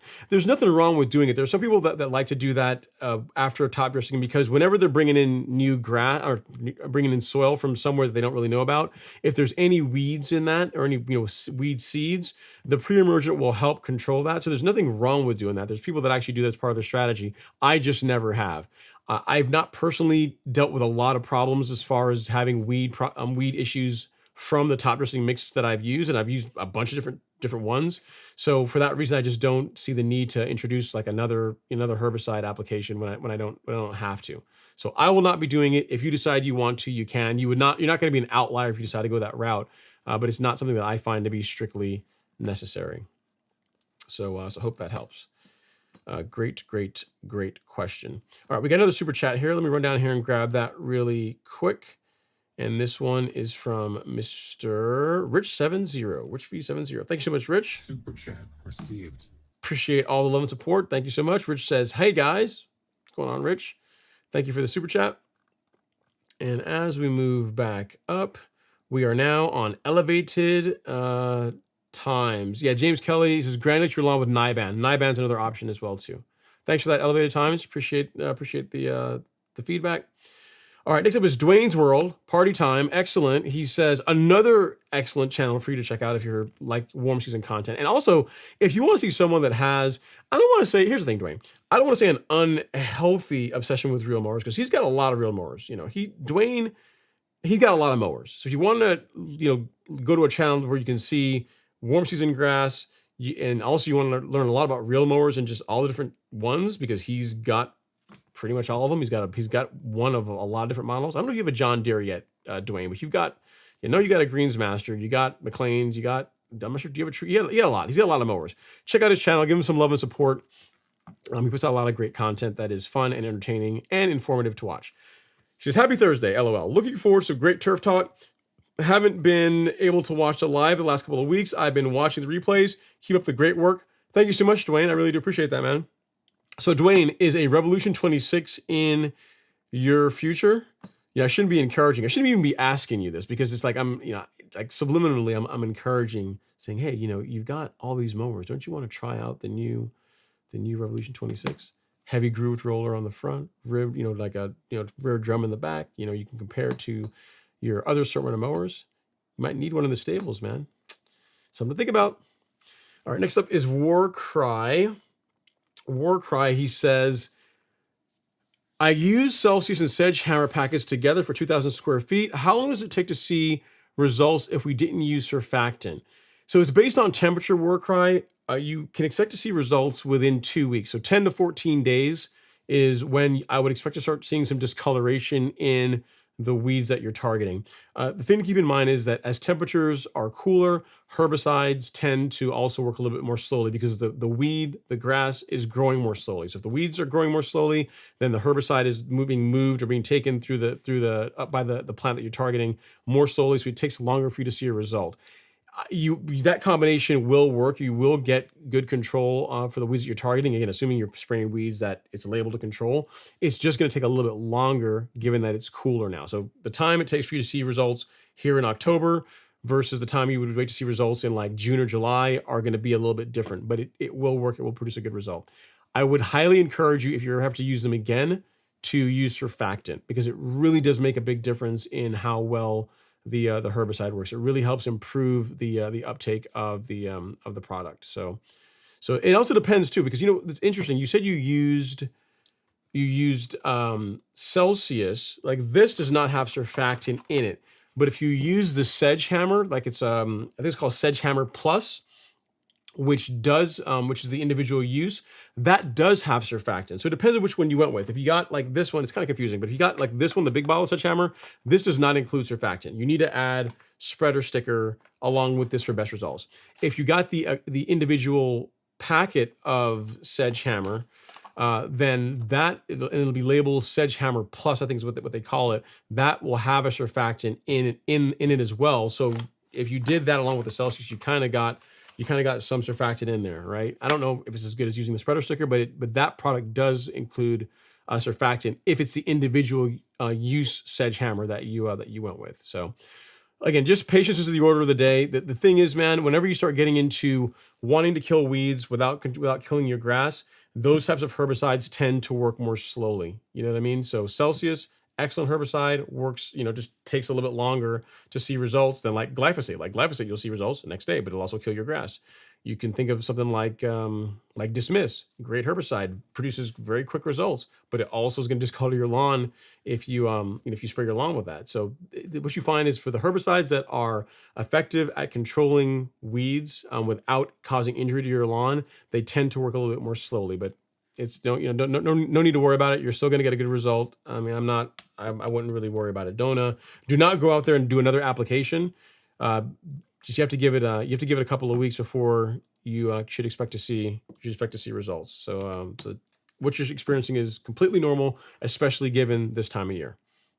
You said warm season grass, yeah. This time of year, it's completely normal. All right, next up is David Eccles. He says, "Hey Ron, hello David." He says, "I put out Lesco Granular Pre-Emergent a few weeks ago. Could I also spray liquid?" No, I would not do that. I wouldn't do that, David. If you're talking about spraying Pre-Emergent liquid, I would not do that if you just applied a Pre-Emergent in granular form.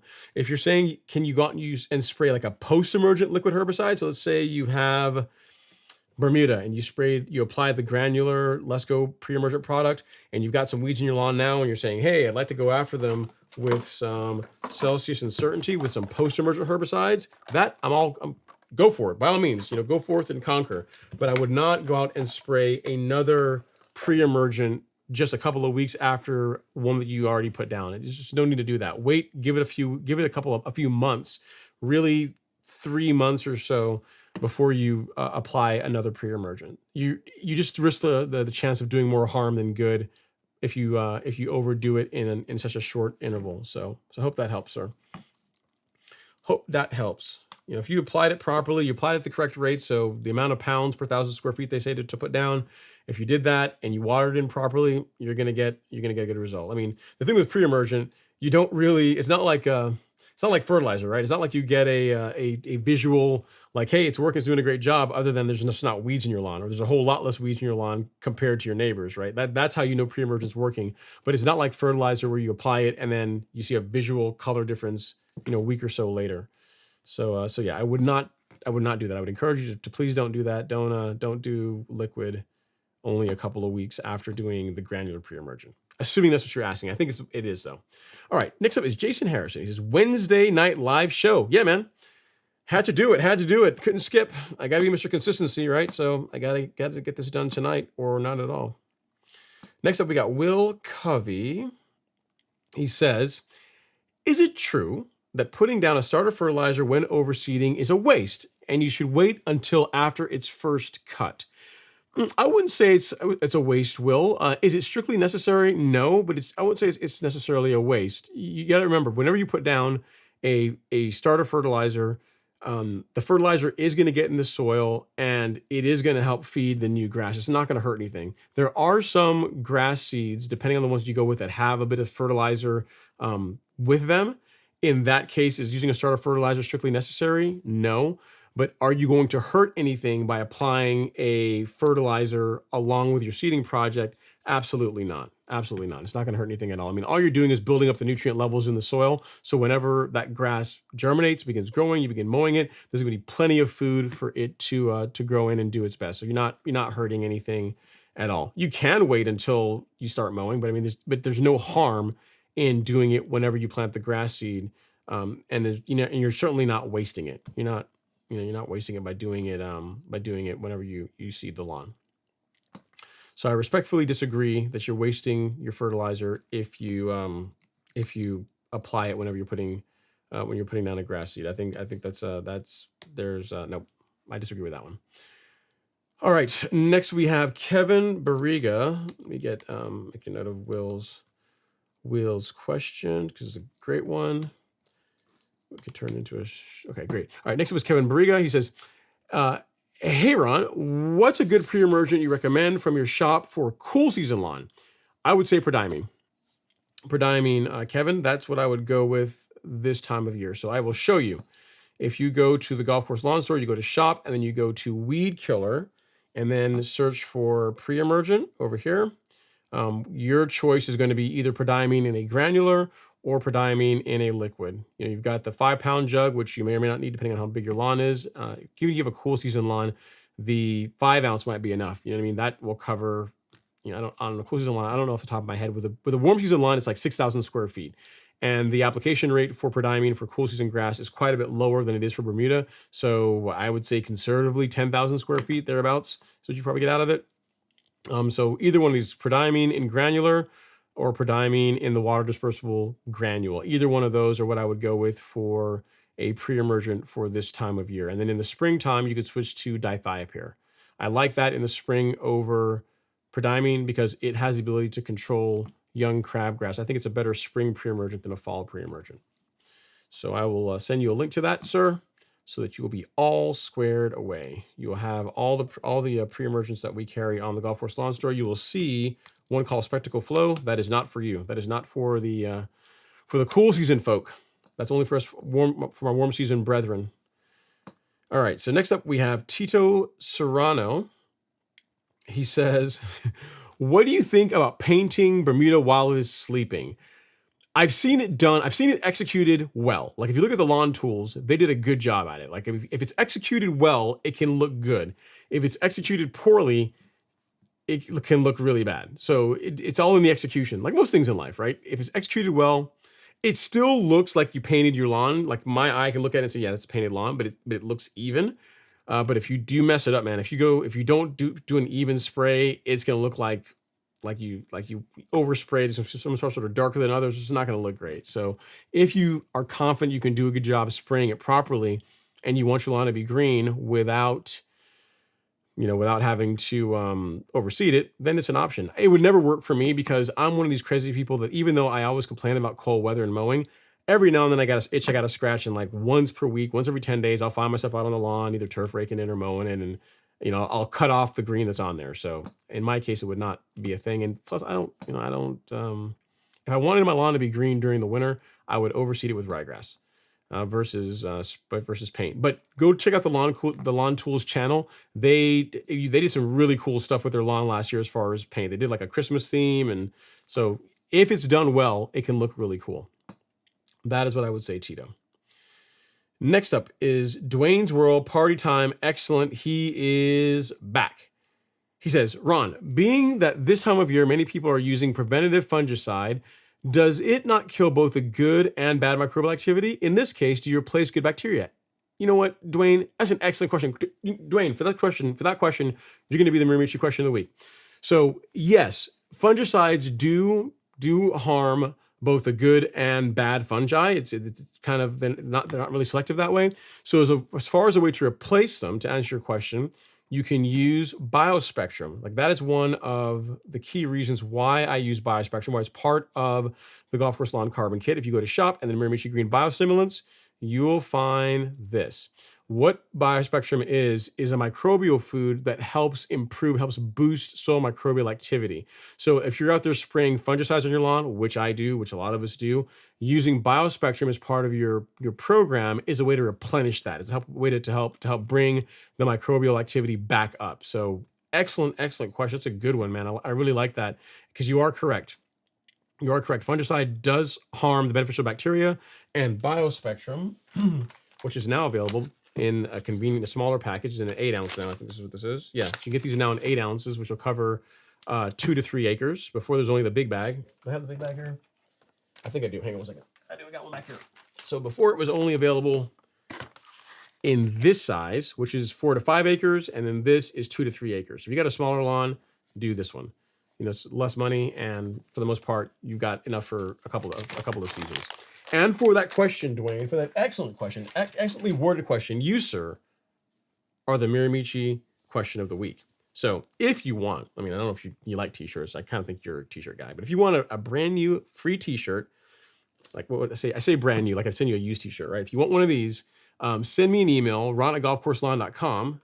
You get one of the Greatness from the Ground Up t-shirts. I got to find out from Miramichi when they're going to do another design because, you know, I mean, these are cool, but we got to start, you know, we got to do another design and make that available. So if you want one of these, it's a great shirt. It's a nice material. Send me an email. My email address, which you should already have, but if not, here it is. It is ron@golfcourselawn.com. Email me and say, hey, it's Dwayne, the mower guy. You said I wanted a free t-shirt. Tell me how I can get it. And then I'll say, Dwayne, go here, do this, get your t-shirt, and you'll be happy. So congrats again. Congrats on that. Excellent question. I like that. It's a good question. It's not one that I've had in a while, and I really do appreciate that, Dwayne. And again, for that, you are the Miramichi question of the week. So you won yourself some free swag, which hopefully you'll enjoy. Make a note here so I can remember who I said that to. Question of the, you are the MQTW, the Miramichi question of the week. OW, right? All right, cool. Gotcha. Thanks so much, Dwayne. Great question. Email me to get your free shirt. All right, next up is Kevin Lopez. He says, hey, Ron, just overseeded in September and again in early October. Can I apply pre-emergent on Kentucky bluegrass and perennial ryegrass? I would not, Kevin. I really wouldn't.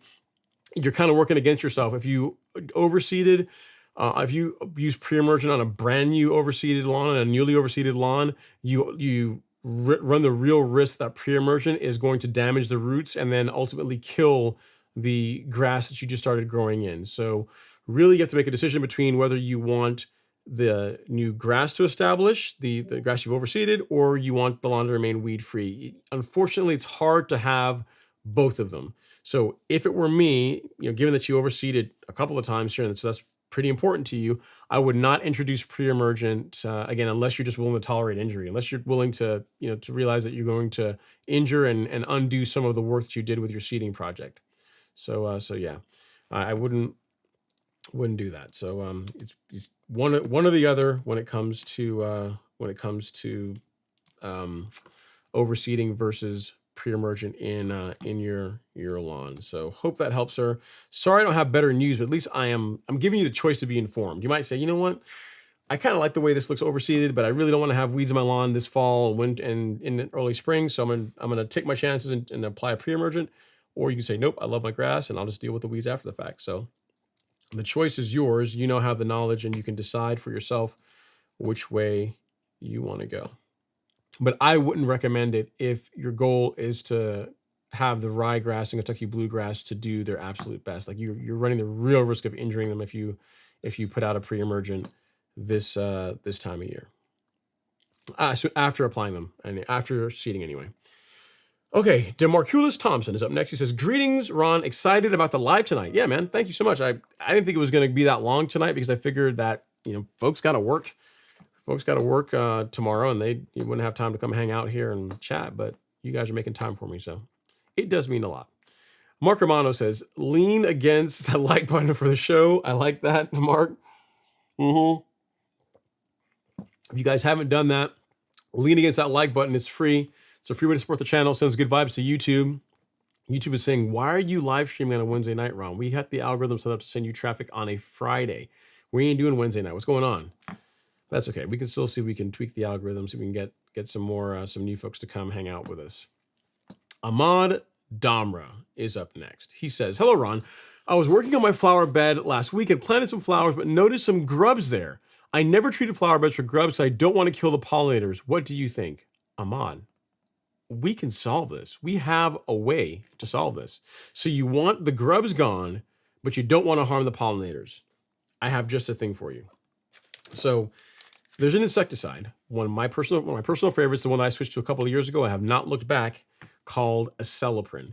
This you can use in your beds, and the party trick of Acelepryn, or of the active ingredient of Acelepryn anyway, chlorantraniliprole, is that it has excellent control against grubs, any kind of turf caterpillars, bill bugs, and bluegrass weevils, and it won't harm, same time, it won't harm pollinators or invertebrates like earthworms, right? We want earthworms. It's like nature's, free aeration, and pollinators are important. And it's chlorantraniliprole won't harm either of those. So if you want a great insecticide to control grubs while not harming the bees, not harming pollinators in your flower bed, I would look into Acelepryn. This is what I would use. Again, I switched to this a couple of years back for that very reason, and I haven't looked back. So if you are looking as to where you can get it, if you go to the golf course lawn store, go to shop, and then go to fungicide, insecticide, it comes in a both granular and liquid form. I like Acelepryn SC. I prefer the liquid, but whichever one you're more comfortable with, they're both effective. And yeah, this is a great option for controlling grubs in your flower beds while minimizing the chance of you causing any injury to the pollinators, towards the bees and the earthworms and the creepy crawlies that we care about. So I'll send you a link to where you can pick that up, Ahmad. It's a great question, and hope that helps. How do you control grubs and not harm pollinators in the process?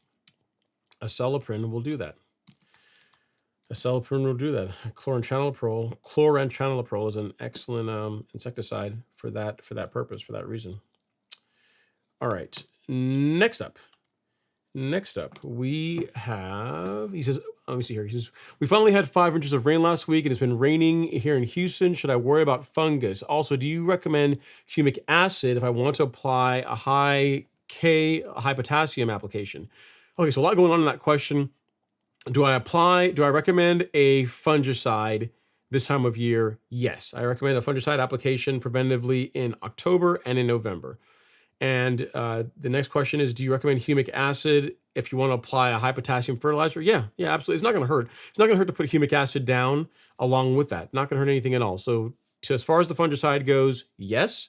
And as far as humic acid along with your potassium application, also yes. As far as fungicides, we carry one called Headway, which is a granular, if you like granular products. And if you prefer liquids, then Pillar SC is a great option. The nice thing is, Ahmad, because you asked about the insecticide, about controlling like the grubs in your flower beds, you could get Pillar and you could get Acelepryn, these two, and because they're both liquids, you can mix these and spray them at the same time. As a matter of fact, in October, earlier this month, that's exactly what I did. I used Pillar, and I added a little bit of Acelepryn to the tank as well. So you can kill 2 birds with 1 stone. That's the benefit, the magic of using liquid products. They mix beautifully together, works great. As far as the rates, I can help you out with that really quick. As far as the application rates, if you decide to go that route with Acelepryn, you're going to want to apply it at 0.2 ounces per 1,000 square feet. So 0.2 ounces with a gallon of water over 1,000 square feet. And if you're going to go with Pillar for your insecticide, for your fungicide, Acelepryn's insecticide. For your fungicide, there's only one rate, and it's really easy. It's 1 ounce per 1,000 square feet. So 1 ounce per 1,000 square feet of Pillar, with 1 ounce per 1,000 over 1,000, 1 ounce per 1,000, and then 0.20 per 1,000. Now, there's a broad range on this. I mean, if you read the label for Acelepryn, you can go as high as like double that. You can go as much as like point. I think it's like 0.45 or something is the annual limit, I believe. But I wouldn't do that because really you don't. There's no need to, and you get great control by using the lower rates. I mean, this stuff is not inexpensive, so why not get more applications out of it if you can? So 0.20 for the acelepryn, 1 ounce per 1,000 on the pillar. You can mix them and spray them at the same time. When you do, if you decide to go that route, I don't have one here, but use a flood jet tip. Use a larger droplet spray tip for best results. So hope that helps, Ahmad. I appreciate the question.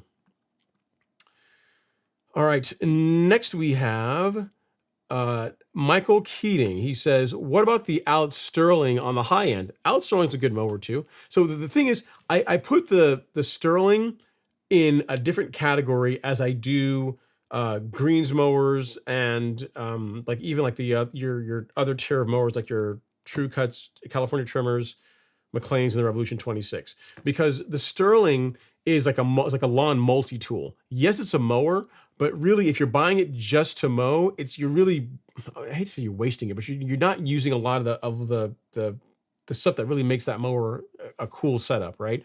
The thing with the Sterling is that you can turf rake with it. You can, I think is there a verticutter with it? I think I'm not sure there's a verticutting cartridge for the Sterling, but you can absolutely turf rake with it, and you can. The idea is that it can be a cultivation system for your lawn. So mowing alone is not enough to get the absolute best looking lawn, right? What you tend to find when you're real mowing, Michael, is if you real mow your lawn, say starting in March or whatever, when you get into like the late May, June timeframe, the lawn is going to start to get really thick. And if you don't do something to thin it out with either verticutting or turf raking, you're going to start having cutting problems. You're going to start getting scalping in areas that you didn't get scalping before. And overall, the cut is just not going to be as good as it was a few months prior.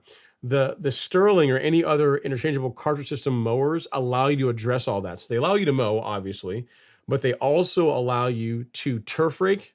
With the Sterling, they call it a scarifier for whatever reason, but they allow you to scarify / turf rake, and they also allow you to verticut, which is a way to gently thin out the canopy, right? So you can't really compare it, in my opinion, to the Greensmaster or to to the other mowers. As far as like, I'm trying to think, as far as like the best cut, like I have the Allet Evolution, the C27 Evolution, which is like the Sterling on steroids, right? It's an excellent mower for doing those things. It produces a great cut. It's excellent for turf raking. You can also, because it's so heavy, you can also aerate the lawn with it. You can verticut with it. You can do all these things, right? But the best cutting mower that I own, the mower that produces the best cut, is my Greensmaster 1600. So from a cutting standpoint, the Toro is still king, but from a overall like a lawn care cultivation system, the Owlet is better. So if I could only have one, right? So in other words, if I could only have one of them, as much as it pains me, it would have to be the Owlet because the results I can produce with that mowing system, I would not be able to achieve with just the Greensmaster alone. You know what I mean? Because in other words, mowing is super important. Like mowing is the most important thing. But being able to verticut once a month and being able to turf rake is also important to create like that. I mean, you talk about grass that almost looks fake, where it's tight and dense and it's firm, but also not. It's just hard to describe it. It looks like a pool table. Like my lawn has never looked like how it's looked in the past couple of seasons since I switched to that system where I'm verticutting and turf raking it. So I didn't put the Sterling in that. It is more expensive than the other mowers. Yes, that's true, but it's also because it's not really a fair comparison. You know what I mean? It's not, you're comparing, in my opinion, apples and oranges versus something that is strictly a mower. If you're talking about strictly a mower, for me that I've ever used, the best mower that I've ever used that produces the best cut, my Greensmaster with an 11 blade. That's the best cutting mower that I to date have ever used. But that's not the only thing that's required for a great looking lawn. So I hope that helps. All right, so next up we have Jared George. He says, piggyback off the push mower question, I've heard the 7-blade is the way to go. I see a lot of other people with the Fiskars, though it is a 5-blade. It's chain driven or something. Explain. I don't know. I don't think, is the Fiskars chain driven? I don't know. I don't know if the Fiskars is chain driven or not. Let me see if I can find a picture of one really quick and we can all look at it together. How about that? I don't know, Jared, if it's if the Fiskars is chain driven. But yes, the 7 blade is going to produce a better cut. It's a higher blade count. The thing you got to keep in mind though is that with the 7 blade, it's also going to be less forgiving if you let the lawn get away from you, right? So if you let the lawn get too tall, the 7 blade is going to be harder to cut, be harder to mow with than the 5 blade. So the 5 blade is if you're just trying to get your fingers, just to your toe into real mowing, the 5 blade isn't bad, but the 7 blade is going to produce a better cut than the 5. Let me see, Fiskars reel mower. There might be a chain, man. There's a cover here. Let's look here really quick. So if you look here, guys, so there's the Fiskars, and I believe, you know what? I almost want to say there is a chain because who did that? I think VMH did it. He converted one of these. It's not, if it wasn't VMH, it was someone else. Oh, I can see he painted it green too. He turned one of these into a powered reel mower. He put like a battery on it and attached a mower to it. So I want to say that this mower is chain driven because I've seen these converted into powered electric mowers. So I haven't looked under the cover, but I believe that's the case because I know someone that has modified one of these, has Frankenstein one of these and turned it into a powered electric reel mower. So, but of the two, I would go with the 7 blade if you can find one. You can find the Scott's, I think it's called the Scott's Professional, which is a 7 blade, or I think Earthwise also makes a 7 blade push reel mower. Either one of those are the ones that I would go with if it were me. If you're going into that, that level of mower as far as a push mower goes. All right, let's see what else we got here on Instagram. I don't want to be ignoring you guys. Miles UGA 13 is in the house. Thank goodness, a UGA fan. I mean, like all these Mazama Blues in the house. What's going on, Mazama? Been getting a lot of Alabama fans here, just being all mean and whatever. All right, Kevin is up. Yep, I already answered that question. Kevin said no as far as the pre-emergent. All right, next we got Brew Cruise Fishing. He says, hey, Ron, I laid Tahoma 31 in April this year. Tough year with the drought in Texas. However, it is doing pretty well. Nice and thick with the rains we got in September. Should I wait for pre-emergent? August, September. Yeah, we're in October. You're talking about 6 months? Yeah, you're fine. That would not be an issue at all on a Bermuda lawn. So yeah, I would apply your pre-emergent if it were me. Brew Cruise Fishing. I would go ahead and get that down. Especially now that it's recovered, it's doing better. Why not prevent weeds in your new Tahoma 31 lawn that's looking all pretty? We don't have to deal with that, right? So let's get some pre-em on it. Keep it weed free. I would do it. I absolutely would do it this fall. With my lawn, Brew Cruise Fishing, just as an aside, like my lawn was sodded in December and it got pre-emergent that March, the following March. So it's to give you an example. So my lawn was like 3 months old when it got pre-emergent. So Bermuda is a different animal. It's a lot more tolerant than say a cool season lawn. I would not do that with cool season grass. Well, cool season grass 6 months, you're getting close. But but if you told me that you seeded your cool season lawn say 3 months ago and you're asking about doing pre-emergent now, I would say no, don't do that because you're likely going to hurt it. All right, William D says, hi Ron, what can I put down to get rid of zoysia out of my tall turf type fescue? You can use a Fusilade, William. So this, I'm gonna get here. Fusilade is labeled for. Actually, no, I'm wrong. No, I thought you said Bermuda. I'm wrong. What can I use to get rid of zoysia out of your turf type tall fescue? I don't know. I don't know the answer to that. I thought I had Bermuda on the brain. I don't know. I don't know what you could use for that. I'm trying to think of what could you use that's going to definitely control the zoysia. I mean, any herbicide that's safe for fescue. I imagine if Pilex would do that. I don't have any direct experience with that one, William, but Pilex might do it because if you look on the label, like that is what people will often use for removing Bermuda grass in cool season lawns, and it will likely injure zoysia too. Let me see if there's anything on the label. Yeah, so it says do not. Yeah. So here we go. So for Pilex, it says don't use for controlling suppression. Yeah, so don't use it on St. Augustine, zoysia grass, or yeah. So I would imagine that Pilex Because it's also used for controlling Bermuda grass in cool season lawns, it will also be effective against zoysia in a cool season lawn, because the label clearly points out saying if you spray this on a zoysia lawn, you're going to kill it. So don't do that. So yeah, control suppressed. Yep, and it actually gives some guidance on the label about that. Here's the thing to keep in mind, William. It's likely going to take more than one round of Pilex to do it, but that's true for anything. That's true for any herbicide. If you had Bermuda in zoysia and you're trying to get rid of it, you have Bermuda in St. Augustine, or you have Bermuda in any grass, another grass outside of like perennial ryegrass in Bermuda. A lot of the more stubborn ones, it'll take a couple of rounds of herbicide to get rid of them. So look into a herbicide called Pilex. That should do the trick for you. It is not inexpensive. It's a quite expensive product, but that, I believe, is going to produce the result that you're looking for as far as removing zoysia out of your turf type tall fescue lawn. So you can find it. You can find it on, I'll give you a couple of links. You can find it on Amazon. There's other places that carry it as well too. Amazon tends to be a little more expensive with it, but here you go. You can find it here. William, no, that's the wrong William. William D. All right.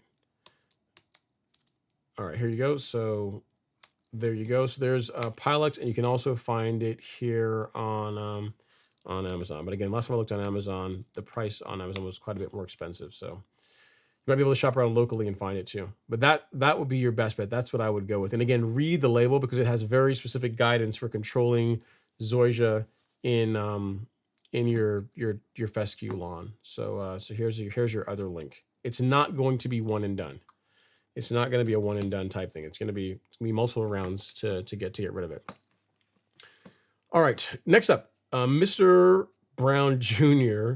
says, let's see, no such thing as a good neighbor when it's either your grass or there's, come on, man, you can have more than, you can be friends. You can, here's the, you have to admit, while it is nice having a great looking lawn, isn't it fun to have someone to play with, like have someone next door that you can kind of ribble a little bit, saying, hey, my lawn's looking better than yours. You can kind of see what they're spraying and get tips from, and have someone else to bounce ideas off of. Here, if you have a neighbor that's also into their lawn, then that means you're not the only crazy person in the neighborhood.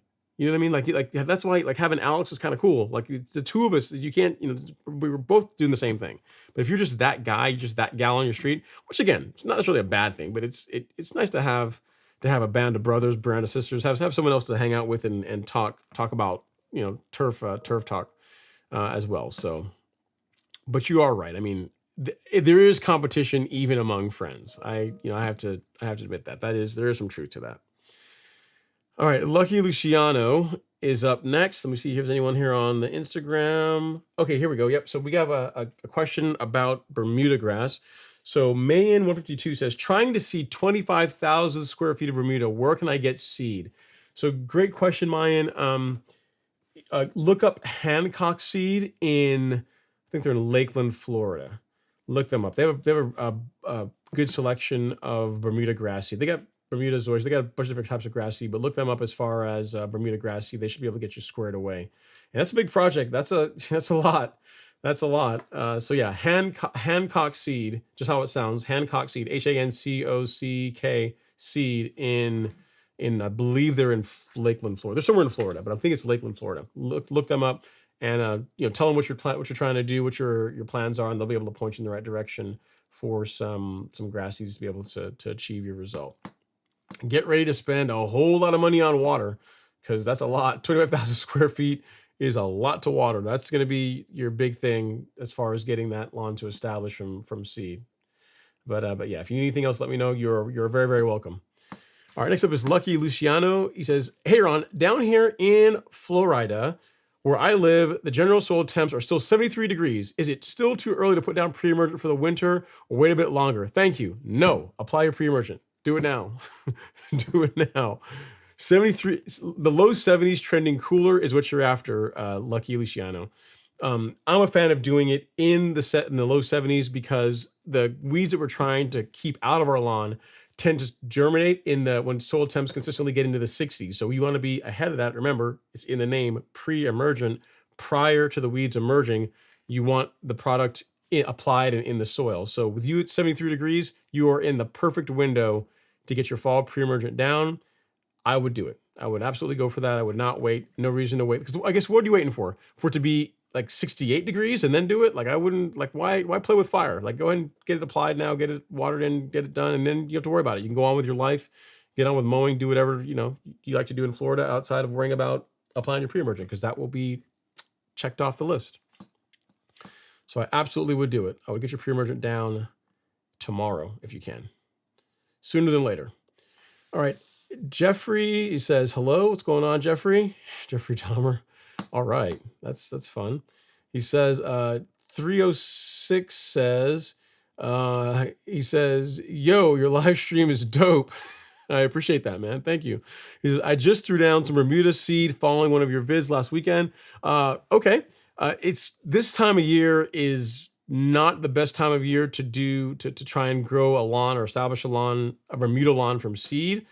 But you already did it, so we're here. The time to do that, I would say 306 would be the May timeframe. Late spring, early summer is the best time if you're going to do a seeding project for Bermuda, to try and grow Bermuda from grass seed, which I don't really recommend because it's a lot of work. It's harder than people think.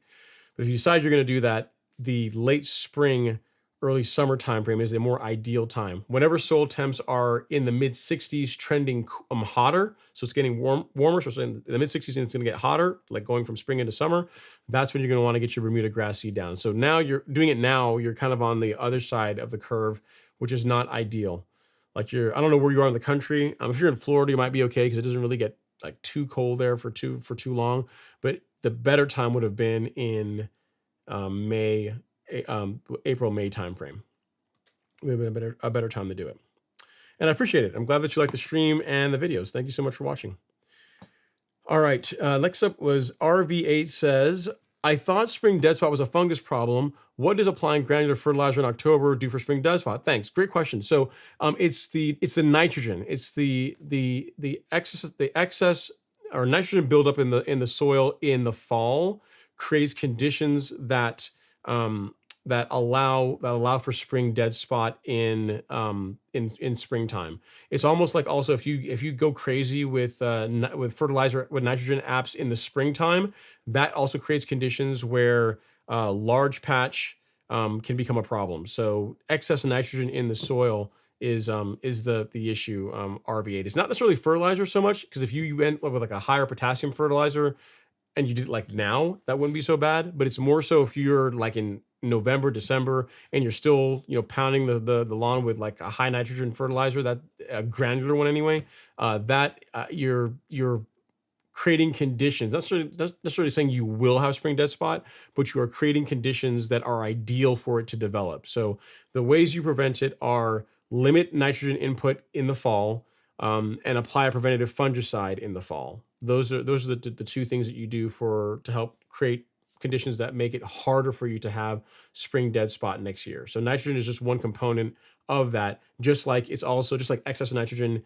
is a component of like large patch and other diseases that tend to be late spring, summer diseases. So not just, long and short of it is limit your nitrogen inputs this time of year.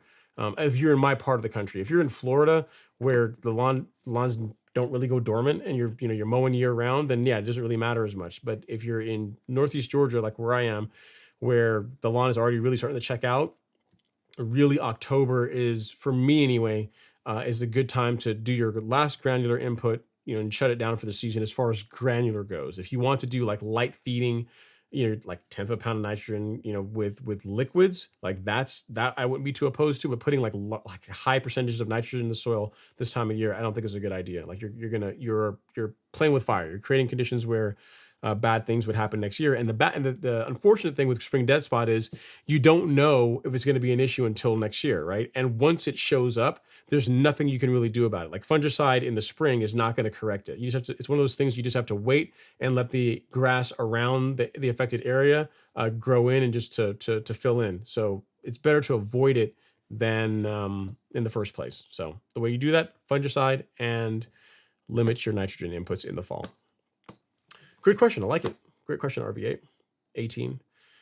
All right, next up is Mark Luna. He says, hello, Ron. Put down Lebanon 12024. It looks like salt. It does. It's really fine. It looks like powder. I use an Anderson Yard Star, Anderson Yard Star setting 10.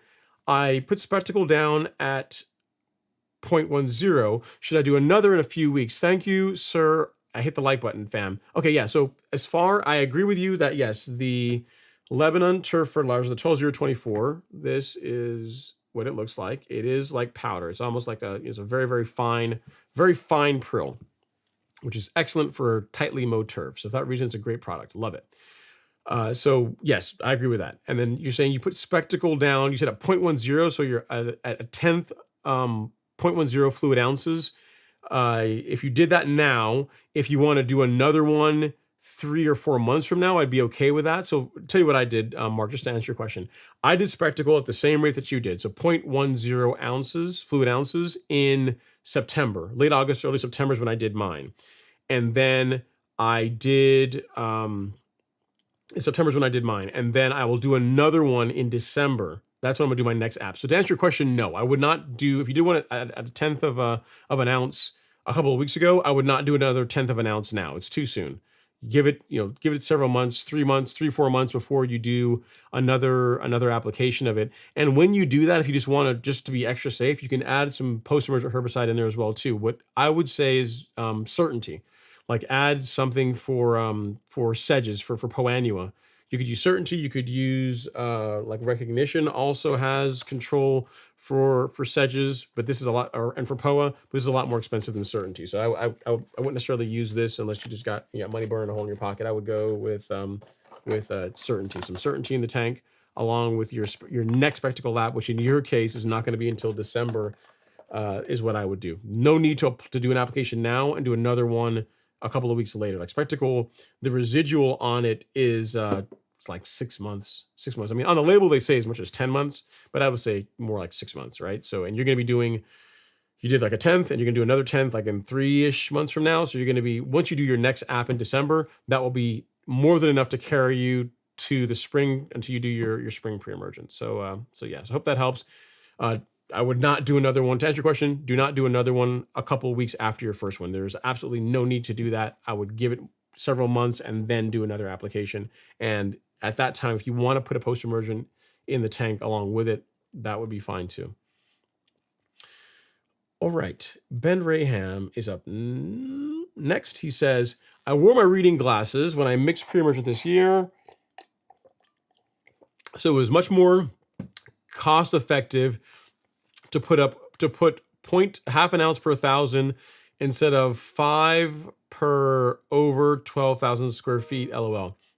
Oh, so you just, I got it now. So you, so you are right. I mean, it's more effective to apply it at the correct rate. So yeah, 0.5, half an ounce per 1,000 is, yes, that's more effective and it's actually correct versus 5 ounces per 1,000. That's not good. The label doesn't say that. That's 10 times the amount. You don't want to do that. You absolutely don't want to do that. So yeah, I'm glad that you got your readers on. You checked the decimal point and that you applied it properly at the correct rates this time around, Ben. Good stuff. Los is up next. He says, hey, Ron, is it too late to do a lawn renovation? I want to drop some Bermuda seed. I'm in California. Temperatures during the day average in the 70s, 50s at night. It's a bit late in my opinion, Los. I would do your renovation if you're deciding you're definitely going to do Bermuda grass from seeds. You want to burn down your existing lawn and do a new lawn with Bermuda grass from seed. I would really wait until the springtime to do that. Really, you want the soil temperatures to be in the mid 60s and trending hotter. You want it to, Bermuda loves heat. It likes it whenever higher temperatures should really do well. With it going into being in the 70s now and then going into the 50s at night, it's just not going to establish well. You're kind of working against yourself. And given the cost of grass seed and really more importantly, the water that it takes to establish a lawn from seed, I would wait until the conditions are right for doing it. So April, May next year would be the time to do the renovation. I would not attempt that now. I really wouldn't. So sorry I don't have a better answer for you, but I'm trying to save you some money and frustration and and headache. I don't want you to go and burn a bunch of money on grass seed and then not get a great result. So not the time of year to do it. If you told me that you were going to do a cool season lawn renovation, yeah, I mean it would have been better to do it like last month, but that you're still within the window. You could swing that. But Bermuda, I wouldn't do it this time of year. I would not. All right, next up is Fabes326. He says, I'll let you know how it goes when putting down Tenacity and Sedgehammer 35 days after germination, Kentucky Bluegrass. Tenacity says 28 days for the second application. Been hitting it with biostims, high N and K. Should be fine, Fabes. I wouldn't sound like you know what you're doing. You're on it. Should be just fine. Should not be a problem at all.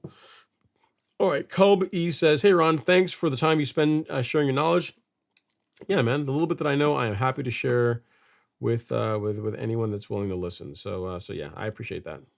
Plus, it's fun. This is how I learn about new stuff too. Because think about it, like I'm a warm season guy. I've learned a ton more about cool season grass and cool season herbicides, largely due to the live stream, because I have a reason to research that stuff and learn more about it. So yeah, it's good. It's fun.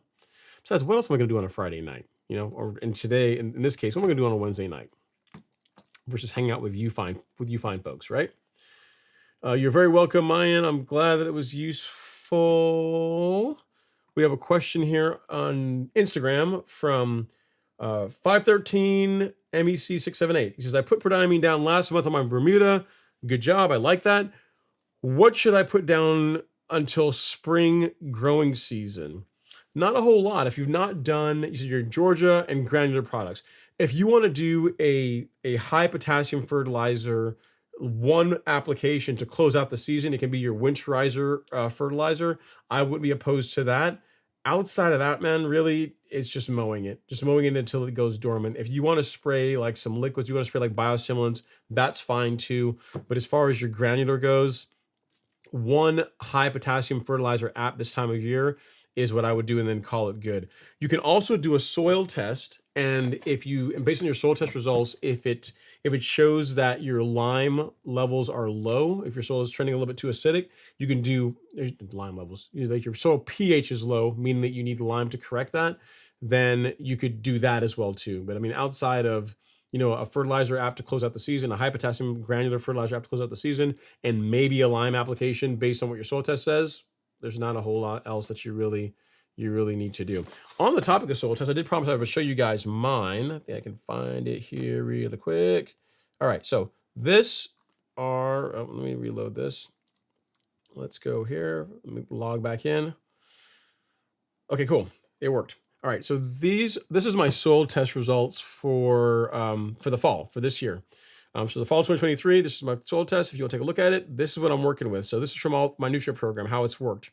So as you can see, my pH, the thing that I'm really concerned about this time of year is gorgeous. 6.3, 6.4, right on the money. That's exactly where I want that. So no need to really do much anything as far as a lime application.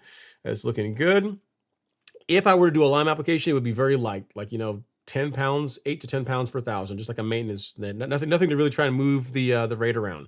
So love that. That's in great shape. My nitrogen levels are good. Phosphorus is high. I've not really been adding any phosphorus to the lawn, but it's just one of those things. Whenever you start doing, I will say this: when I started my biostimulant program, the ability for the granular carbon and for those nutrients to make the nutrients that are in the soil available, like phosphorus, has really been something that's been showing up in my soil test results, because I don't add really any measurable amounts of phosphorus to my lawn on a regular basis, and you can still see it's on the high side. And then potassium, it's showing high, but I'm really just on the upper end of the acceptable range. So it's 72 parts. 72 parts per million is where I was on the high side, and I'm at 72.71. So we'll call that good. Also optimal as well.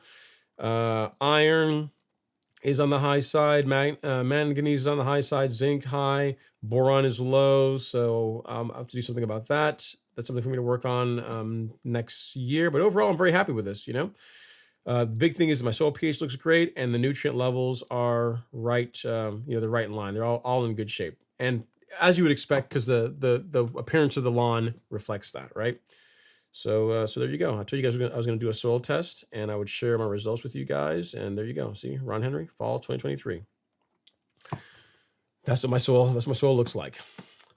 All right. So next we have Michael. Michael is in the house. He says, Ron, I have Bermuda grass. I have received the results from my soil, and I have high sulfur reading, but every other category reads optimal. Any suggestions for lowering my sulfur? No, not really, Michael. There's not really an easy way to lower sulfur in a vacuum, like to lower it and not lower everything else. So what I would do is just use fertilizers that aren't adding to that. So if you already got adequate amounts of sulfur in your soil, just don't try to avoid using fertilizers that are going to add additional sulfur. You know what I mean? That is how I would correct it, because you can't like just reduce sulfur in your soil. It doesn't really work that way. I mean, the way you would reduce nutrients, and it takes a while to do this, but if you're trying to reduce a nutrient in your soil, let's say you had high phosphorus and you wanted to try and bring that down, the way you could do it is start bagging all your clippings. Start bagging all your clippings and empty them out, because essentially what you're doing then is you're just taking nutrient out. It's a slow process, but the thing is, when you do that, you're not just reducing the phosphorus levels, you're reducing the nitrogen, the potassium, you're reducing all the nutrients. So it's not like you can just do just one of them. You know, whenever you ever take clippings out of the lawn, you're reducing everything. So I hope that helps. I honestly wouldn't worry about it. You know, it's high sulfur. I haven't seen your soil test results. If everything else is optimal and just your sulfur's a bit high, I wouldn't sweat it, man. I really wouldn't. It's really the ends of the tests that are really going to be your problem child. If you told me that your macros, your nitrogen, phosphorus, and potassium are out of whack, you're definitely going to want to correct that. If your pH is out of whack, you're going to want to correct that. Micronutrients are not where they need to be. You're also going to want to correct those as well. But a lot of times, like if I see a soil test where sulfur is high, or if I see like if you're in Texas, you'll see a lot of those where calcium will be very high, and there's not a whole lot you can do about it. Like a lot of the lawns in Texas, if you look in the middle part of the state, like San Antonio area, if you look at a lot of the soil tests from that part of the country, a lot of them have high calcium, and the lawns still look great, and there's not a whole lot you can do about it. It's just the soil that's in that area that happens to have higher amounts of that particular nutrient. So I would not really worry about it. You're fine. If everything else is optimal, don't sweat it. You're good to go. All right, Jim Schmid is up next. He says, part one. He says, soil test in May. My pH is at 7.5. Put sulfur down for 2 months. Late July soil test, still 7.56. It's just submitted end of the year soil test, but nervous of no changes. It's more like flakes than prills. Part two. Recommendations. What mainly is the effects of high pH besides nutrient uptake? Roots not being able to be as thick or established? Yeah, so for when you get outside of, when the soil gets more alkaline, which is where yours is trending, nutrient availability, particularly micronutrients, become more of an issue. So like if you start applying iron in granular form to a highly alkaline soil, it's not as available, or not as readily available to the plant as it would be if your pH were in the mid sixes. So it's not really that big of a deal, Jim. I mean, the buffer pH for your soil might just be in that area in the mid sevens, which is where the soil just naturally likes to be. You can continue adding sulfur to try and bring it down, but it could be an ongoing process. So the way you get around this is liquids. So you can use liquid micronutrients. You can use liquid foliar sprays to get iron into the grass, because you're not relying on the soil to do it then, right? You know, you're spraying it on the leaf, on the foliar of the plant, and it's being taken up that way, versus you using like an iron product that goes in the soil and are relying on the microbial activity to break it down and then make it available for uptake. So if you've got a more alkaline soil, it's not the end of the world. Obviously, you want to continue working on it to try and get the pH into the Goldilocks zone in the mid sixes, but you can just use liquid sprays to address your micronutrients while you do that. So it's not that not that big of a deal. You can something like Nutrizolve is what you would use for your micronutrient demands for your lawn. Good question. All right, so we got a super chat. This one is from Lance F. Thank you so much, Lance. Super chat received. He says, Ron, thanks for all you do to send you pics of the lawn. Full renovation, 1 month in 365 SS Bluegrass. What say you? Let's see here. Lance F says he's sending me pictures of the... Ooh, that's pretty. That's nice. Okay, so I got 2 pictures. I did the same thing. Okay, cool. So I'll just pick one of them. That works. So here is Lance F's renovation. So Lance, you got to give us a close-up, man. I mean, this is not bad, but you got to... We can make it out, but next time we want a close-up. All right, so guys, this is Lance's lawn. This is renovation 1 month later of his bluegrass project. And I don't know if I have your other pictures from a couple of weeks ago, Lance. This is what would make this better. I'm not sure if I label them. Maybe I didn't. But yeah, if you guys remember, he a couple of weeks ago sent us pictures of the renovation. Like, remember when this was bare dirt? If you've been watching the live stream for a while, there was a time when that was just bare dirt, like a month ago, and that's growing in quite nicely, growing in very nicely, as a matter of fact. So yeah, I remember the red mailbox now. But yeah, man, that's looking good. You still got I see you're just watering it. I can see the driveway's wet, and you still got it taped off. Still keeping folks off of your new bluegrass lawn. Very nice, sir. Keep doing it. Keep doing the work. It looks like it's coming through very nicely. You obviously did everything as far. I remember all the prep work you did. All the prep work you did as far as getting rid of the existing grass, turf raking it out, putting down the compost, and then doing your seeding project. And then the results speak for themselves. The results speak for themselves. It looks really good. The color looks awesome, man. Very nice. Nice work. Salute you. Good job. Next we have, if I can find where I left off, we have Rashad Logan. He says, hey, Ron, I have a fescue lawn, but I have a lot of Bermuda grass invading it. I mean, invading is a harsh word, but we'll take it. Can I use tenacity when I overseed to kill the Bermuda without completely killing my whole lawn and starting over? I mean, tenacity it can suppress Bermuda, it can injure it, but as far as controlling it to the level that you're probably going to want, you're going to likely have to step up to a herbicide like Pilex to be able to do that, Rashad. You can try tenacity. If you have it, you want to give it a go, you can. It's just not going to produce as good control as, again, like something like Pilex or Acclaim. Pilex or Acclaim, both of those will do a better job controlling Bermuda than just tenacity will. But again, if you already got tenacity, you can use what you got. But just, I want to go into this, setting expectations that it's not like you're going to spray tenacity on Bermuda and it's going to absolutely smoke it and kill it off. You know what I mean? Multiple rounds will get to the point where it may begin suppressing it. It's not going to grow in as thick, but it's not going to perform the same way as a herbicide like Pilex or Acclaim would do. So hope that helps. As far as killing off your whole lawn and starting over, you shouldn't have to do that, man. I wouldn't do that. You can control Bermuda in, actually, no, you have fescue. So we can also use, in your case, you can also use Fusilade. So Bermuda in fescue, yeah. So Pilex, Acclaim, and then Fusilade, this is also labeled for controlling Bermuda in tall and fine fescue. So there's only three grass type that it's labeled for by itself. So it's zoysia, tall fescue, and fine fescue. And you have fescue. So yeah, so you could use Fusilade as well. And it's less expensive than those other options. It's far less expensive than Pilex. So if you want to give that a shot, Rashad, we carry that here on the Golf Course Lawn Store. We just added it. If you go to shop and you go to Weed Killer, and you scroll down, you'll find it on the second line. There you go, Fusilade 2. So this, I would combine Fusilade 2 along with a surfactant. So this and this. So it's Fusilade and surfactant, and that'll do a good job controlling the Bermuda in your fescue lawn. That's a good one. I didn't think about Fusilade initially. Yeah, so Fusilade, and we'll solve that. Because the thing with this product, it's an excellent thing with Fusilade. It's really, while it can be used on turf grass, it also, if you look at the label for this, it's also designed for ornamentals, for like other plants. There's like a huge range of plants you can spray this on. But as far as turf grass goes, there's, by itself anyway, it's just the fescues, like fine fescue, tall fescue, and zoysia.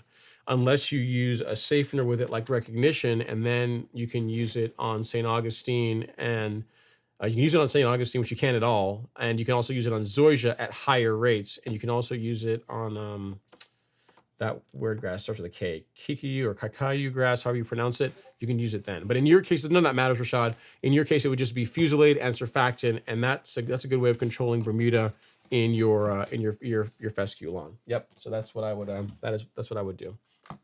Great question. Obviously, read the label, check the label for the application rates, because it does provide guidance when using that product on fescue, and I'll get you a link to that right here. So at Rashad, there you go, and there is Fusilade 2. Yep, good stuff.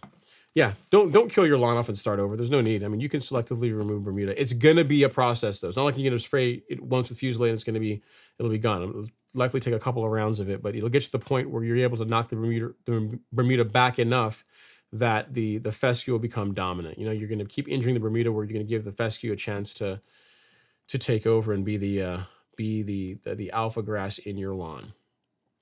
Aaron H says, I forgot it was tonight. Yeah, no worries, Aaron. I mean, it's my fault. I mean, it's not common. I don't normally do them on Wednesday nights, and it's like twice out of the year. So you got one of the nights where that happens, maybe 3 times a year. But yeah, it's not common. Next week we'll be back to Friday, and I appreciate you guys coming to hang out and watch. To help support me, even though I know it's it's the middle of the week. I get it. Let's see here. Alex Zamora says, how much kelp can you apply and how often? Can you apply too much? So how much can you apply? I'll tell you what I do. Different kelp products have different rates. So if you go to shop and you go to lawn fertilizer, the kelp product that I use is called NutriKelp. The application rate for this product is between 2 to 7 ounces per 1,000 square feet, Alex, and I spray it at 3 ounces per 1,000.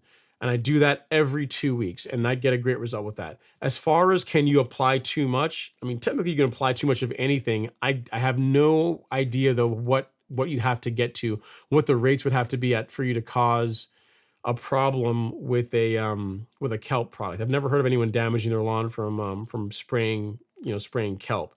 So twice per month is when I do it. First and the 15th, and I apply it at a rate of 3 ounces per 1,000. I've been doing that for years, and there's no adverse effects from going that route. So I hope that helps.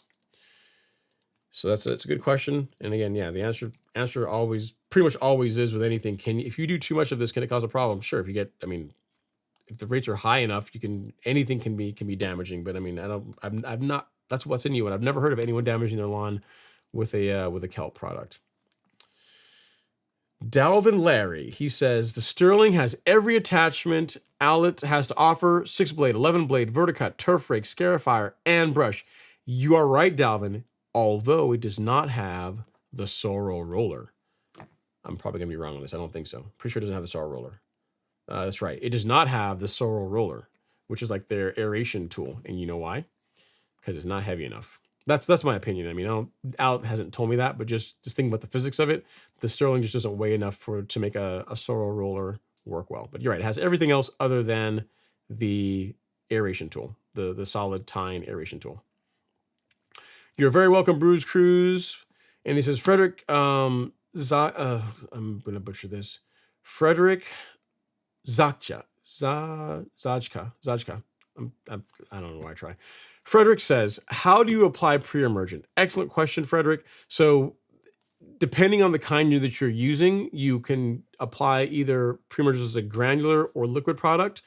When it comes to a granular pre-emergent, I can actually show you while I talk through this. When it comes to a granular pre-emergent like this, like prodiamine, the only tool you need to apply this is a spreader. So you would use a broadcast spreader like what you see here. You measure it, you weigh it out for how much you need for your lawn, put it in a broadcast spreader, and then walk and spread it over your entire lawn, and then water it in, and away you go. And then you get 3 to 4 months of control or suppression against weeds from growing in your lawn. So granulars are the easier of the two as far as that goes. When it comes to liquids, you can also get pre-emergent in liquid form. And what these are, it's called a water dispersible granule. So what it is, it's like very small pellets that you weigh. So you get a like an ounce scale, a gram scale. You weigh out a certain amount of the product. You mix that with water, and then you spray it on your lawn using a backpack sprayer, a pump sprayer, or some kind of a sprayer to spray your entire lawn. Both are effective. Both will work well. The benefits that liquid has over the granular is that if you want to apply other products at the same time, it's easier to do that with liquids than it is with the granular. And as far as adjusting the application rates, it's also easier to do that.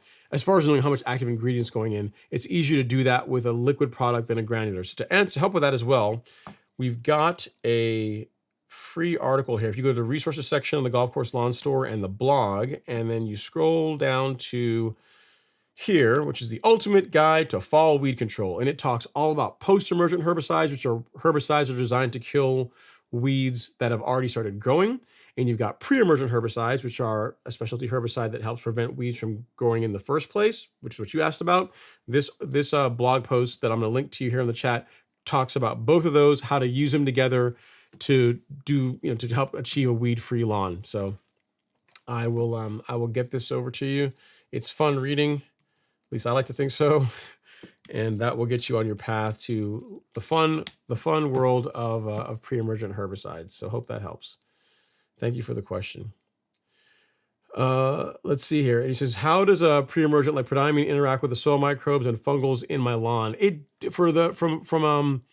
Not so much. It's more about how it interacts with the roots of your existing lawn, Frederick, and how it interacts with the roots of new weeds that are trying to grow. That's the thing you'd want to be concerned about.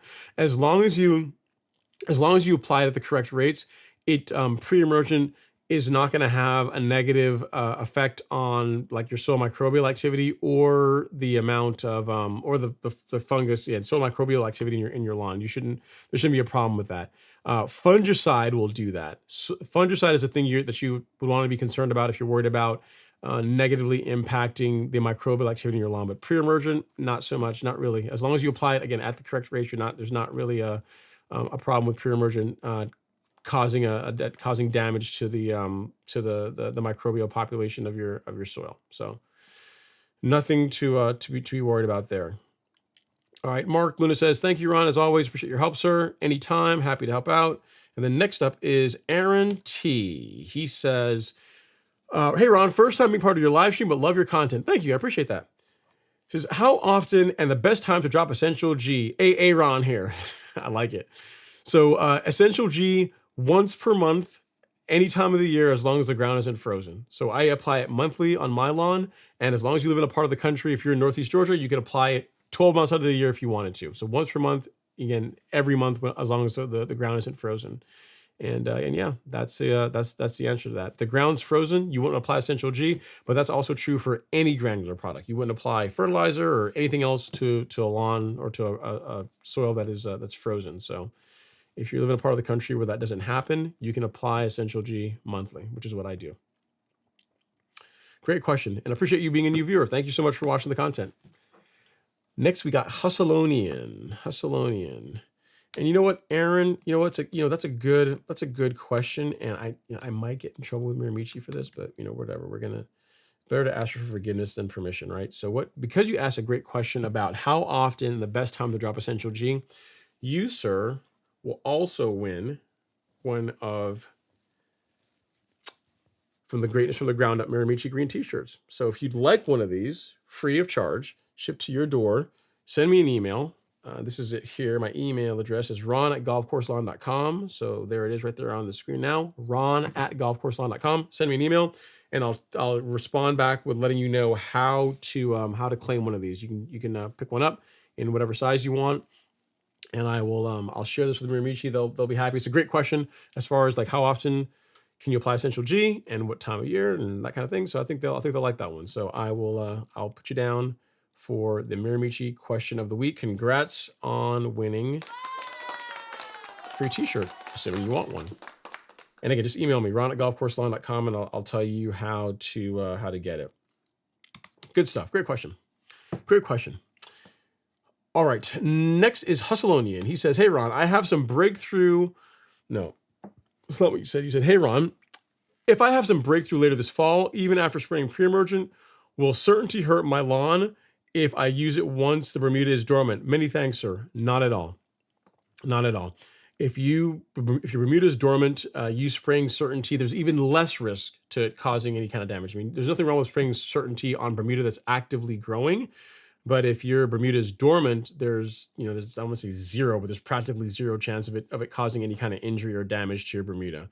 So yeah, that's a great thing. I mean, if you're going to later on this fall, if you got some poa annua that breaks through, feel free to use some certainty. If you're going to do that, Hustlonian, I would highly recommend that you use surfactant along with it. Like this combination is excellent for controlling poa in a Bermuda lawn, a warm season lawn. You're gonna have to use it at the higher rate, so 1.25, 1.25 ounces per acre, or one large scoop and two of the small scoops produces per 1,000 square feet produces good results for controlling poa in Bermuda. So I hope that helps. Good question. Yep, no issue at all with that. Let me make a note of that. It's a great question, Hustlonian. Are you from Houston? I think I've already asked you that before. Hustlonian sounds like a Houstonian.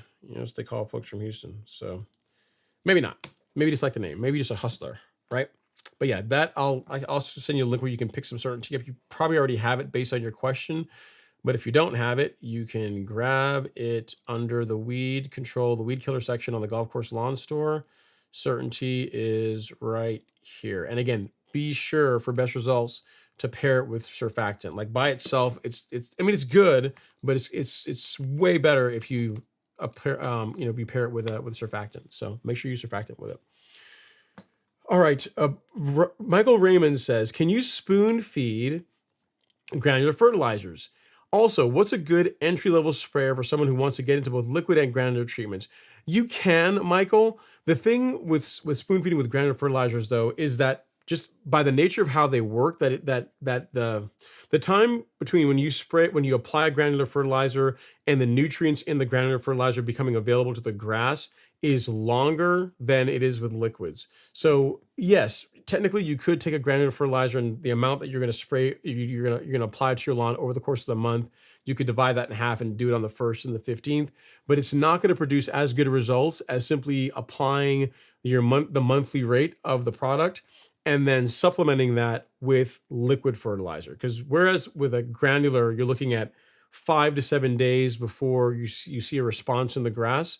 With liquids, it's like 2 days, 2 to 3 days with liquids, right? So that's why I'm a fan of using granular to do the heavy lifting once per month, and then liquids on the 1st and the 15th to smooth out, the growth and color of the lawn over the course of the month. So as far as a good entry-level sprayer, the ones that I have experience with are Chapin, which are okay, but I mean, there's probably better ones than the Chapin now. Like I've got experience with the Yard Mastery, the Chapin, and the Flow Zone, the Typhoon 2.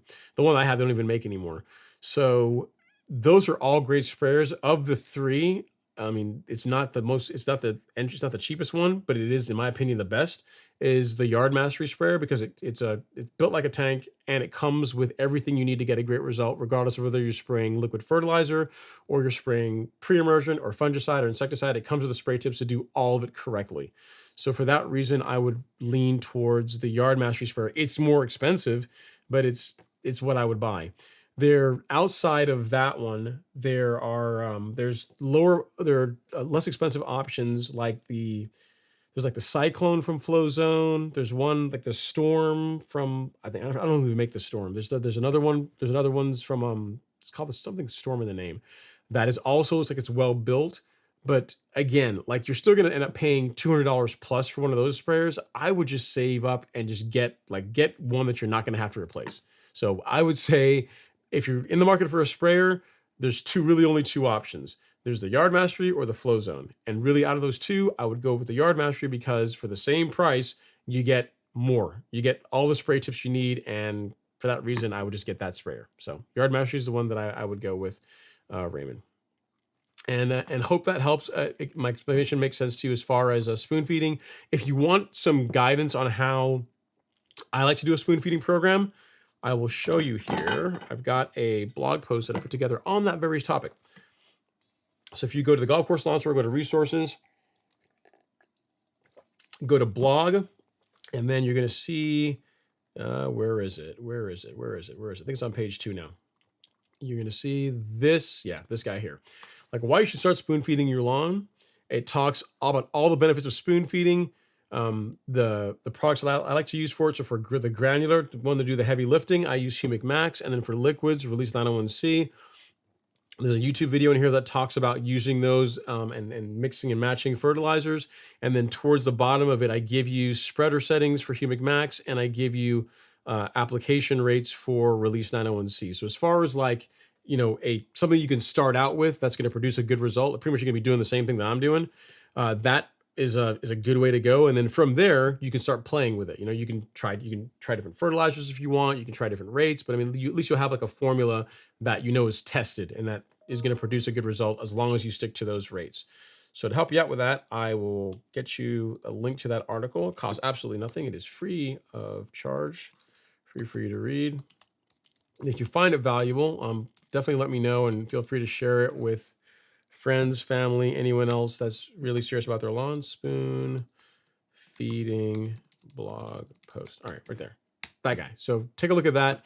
And yeah, and again, as far as a sprayer, I mean, I would just tell you, save up, get the Yard Mastery or get the Flow Zone. And out of those two, the Yard Mastery one is the one I would say. Unfortunately, I think it's sold out right now. And I'm not sure when we're getting more of them back in stock, or if there's going to be any more in stock for this season. But that is the sprayer that I would buy. Outside of that, the Flow Zone, the Flow Zone Typhoon, whatever the number they're at now. They used to be the 2, and then it went to 2.5. I don't know what they're at now, but whatever the current Typhoon level sprayer is, that is the only one that I would consider outside of the Yard Mastery. And if you buy that one, you're also gonna have to buy spray tips to go with it. You're gonna have to get like a good foliar tip and a flood jet tip. So again, I would just wait and get the Yard Mastery one because it's ultimately gonna cost you less money and be just as good. All right, next up is RV18 says, you recommended stocking up next year for Bermuda lawns fertilizer if kept dry in storage.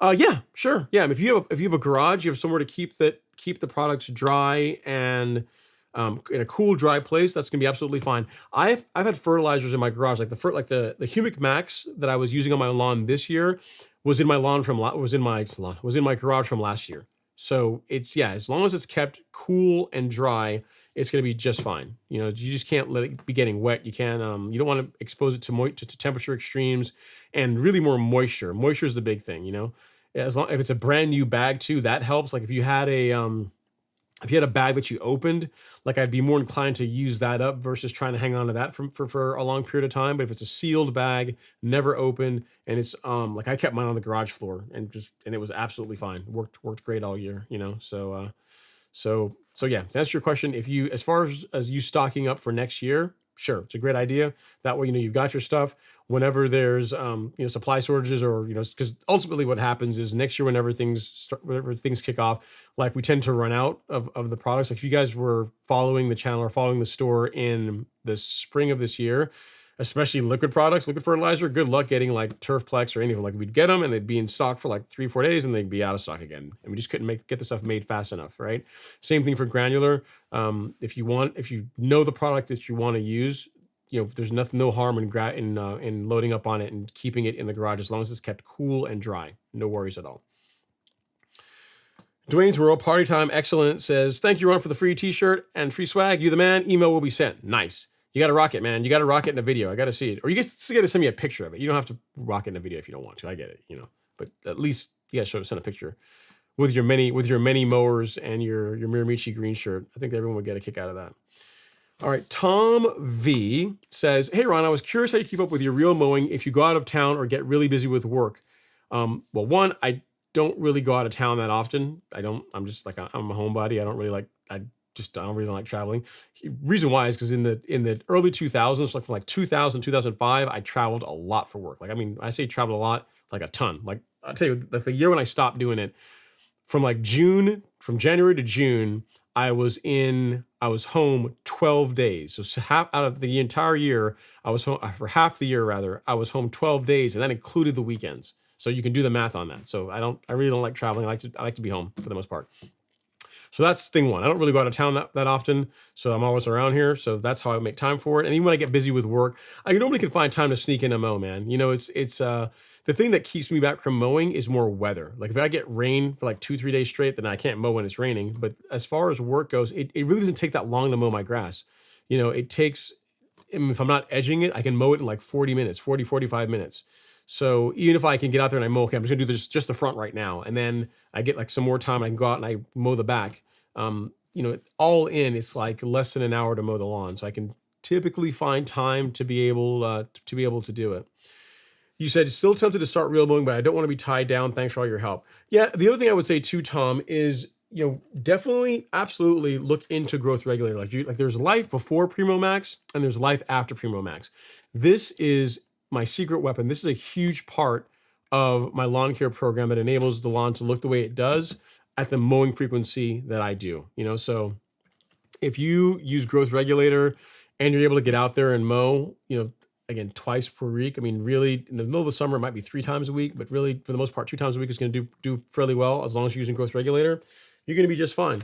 Again, my lawn is bigger than most, and I'm able to find time to do it. It takes under an hour to mow it. So it's just, but your schedule better than me, right? My schedule is not your schedule. And again, as far as those things you're talking about, like I don't really go out of town a whole lot, and I just make time to mow. I got to do it. It's got to happen. I got a rep to uphold, man. I can't have the lawn looking all jacked up. Can't be doing that, right? All right, Dalvin Larry says, it has an aerator as well. It's just not the roller, but a smaller version. Oh, cool, Dalvin. I didn't see it on as far as the list of tools, but that's cool. I didn't realize that they also made an aerator. I thought that it was only for the heavier mowers. I didn't see it listed on there, but I stand corrected, sir. Aaron T says, woohoo, thank you, Ron. You're very welcome, Aaron. Be sure to send me an email here, ron@golfcourselawn.com, with where, so I can give you the instructions on how to get the shirt. So again, congrats on that, and you're very welcome. Harper's Knitter says, hey, Ron, it rained. I was out there with my propiconazole, looking a tiny bit better, looks fine, long. Maybe I should just raise the blade back up. Have a nice weekend. Yeah, I mean, you might need to just, a couple of things, Harper. When it comes to keeping your lawn green between mowings, right? It's your options are mow more frequently or mow taller. So if whenever you mow your lawn, you're getting brown, you're getting discoloration, that means you're cutting, in most cases, you're cutting off too much. Again, this is assuming that there's not a disease problem and that your mowing equipment is sharp and all that, right? Assuming all our bases are covered. If you're cutting the lawn and a day or so later it looks brown, then you're cutting too much off. So your choices are either let it grow taller or pick up your mowing frequency. Those are the only 2 ways to keep it green between mowings. So yeah, in your case, you look like you're going to raise it up a little bit, which is no problem with that. No shame in that at all. No problem at all. And I appreciate it. Thank you so much for the kind words about my weekend.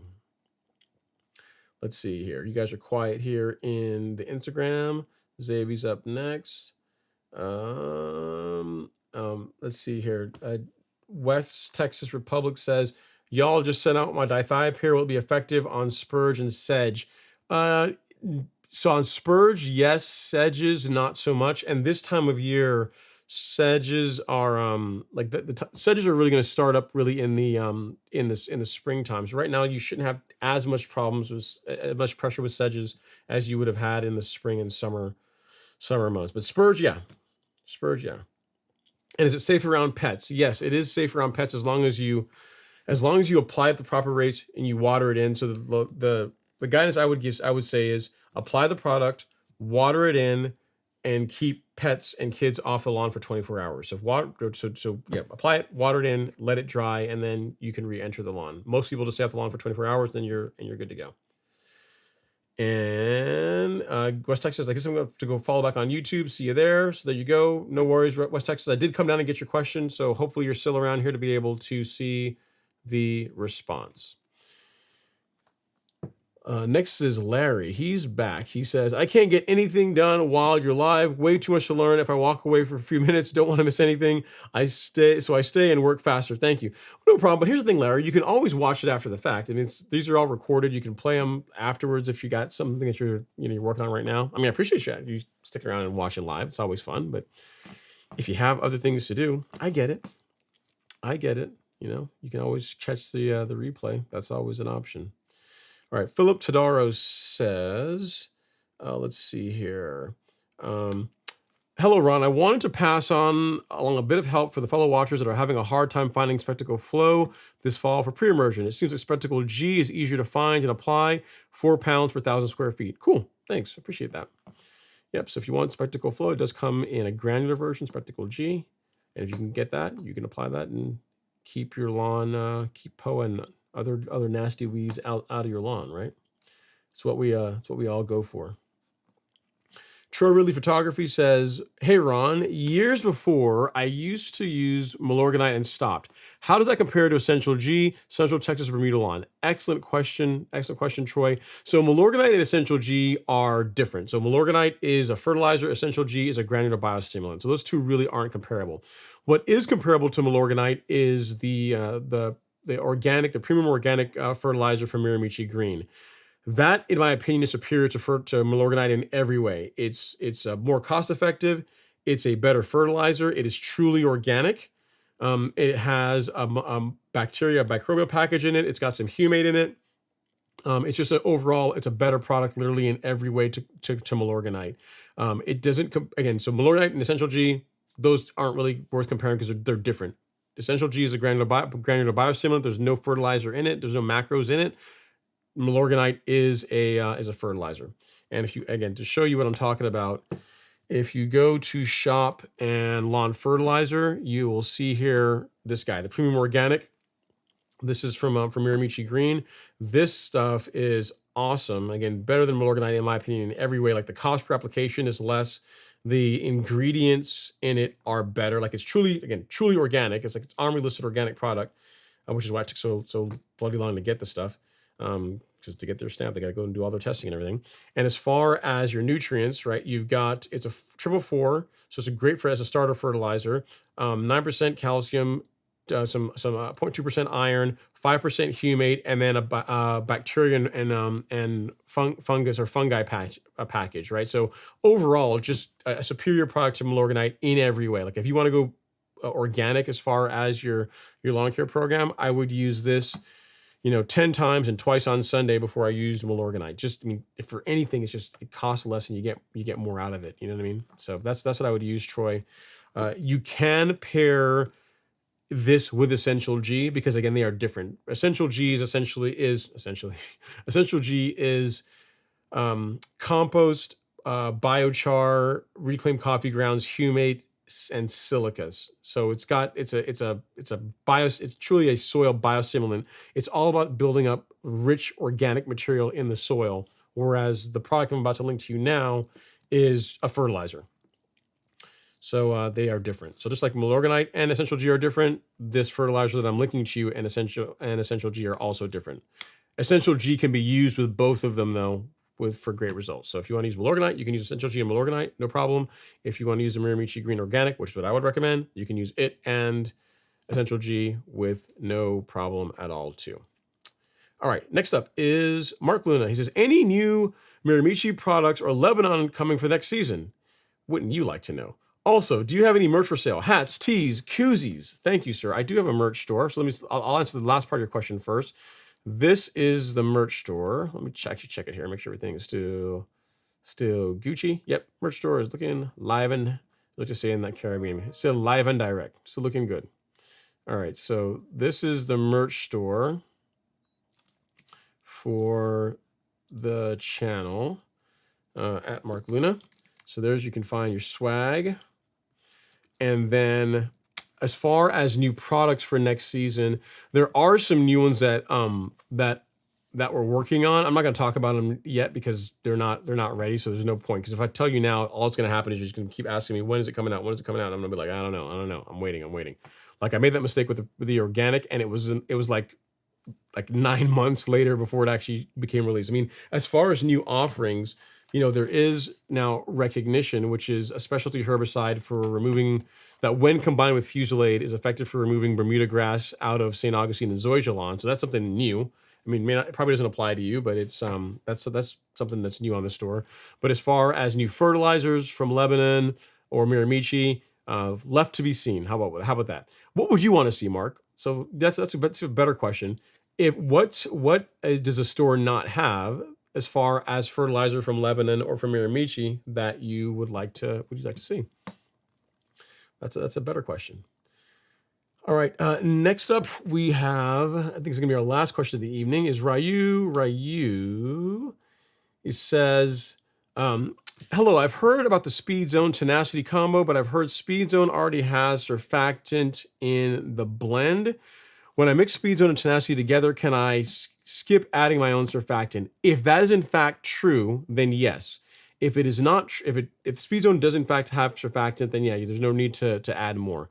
If it doesn't, then I would add surfactant. And you have to check too, Ryu, because there's different types of Speed Zone. Like Speed Zone there's different versions of it. So I would check the label and make sure the one that you're using has surfactant in that formulation. If it is, then yeah, you're good. So yeah, good stuff. Great question. As always, consult the label. The label will get you all squared away. Well, guys, gals, I know it's a little bit shorter tonight. We still made it to 3 hours. Look at that. We still got to the 3 hour mark. Unbelievable on a Wednesday night. You guys must not. You guys are wild, hanging out with me tonight. I appreciate it. Well, thank you guys so much for all the love and support. I really do appreciate it. I know it's a Wednesday night, or not our normal time. Next week we will be back to Friday night at 7 p.m. Eastern. The new blog post or anything that you guys need to know about any new products or all of that will be in the description of the live stream. So check that out. I'll update that once the show's over. And I really appreciate you guys coming to hang out with me on a Wednesday night. Thank you so much. I will see you guys next week. Take care.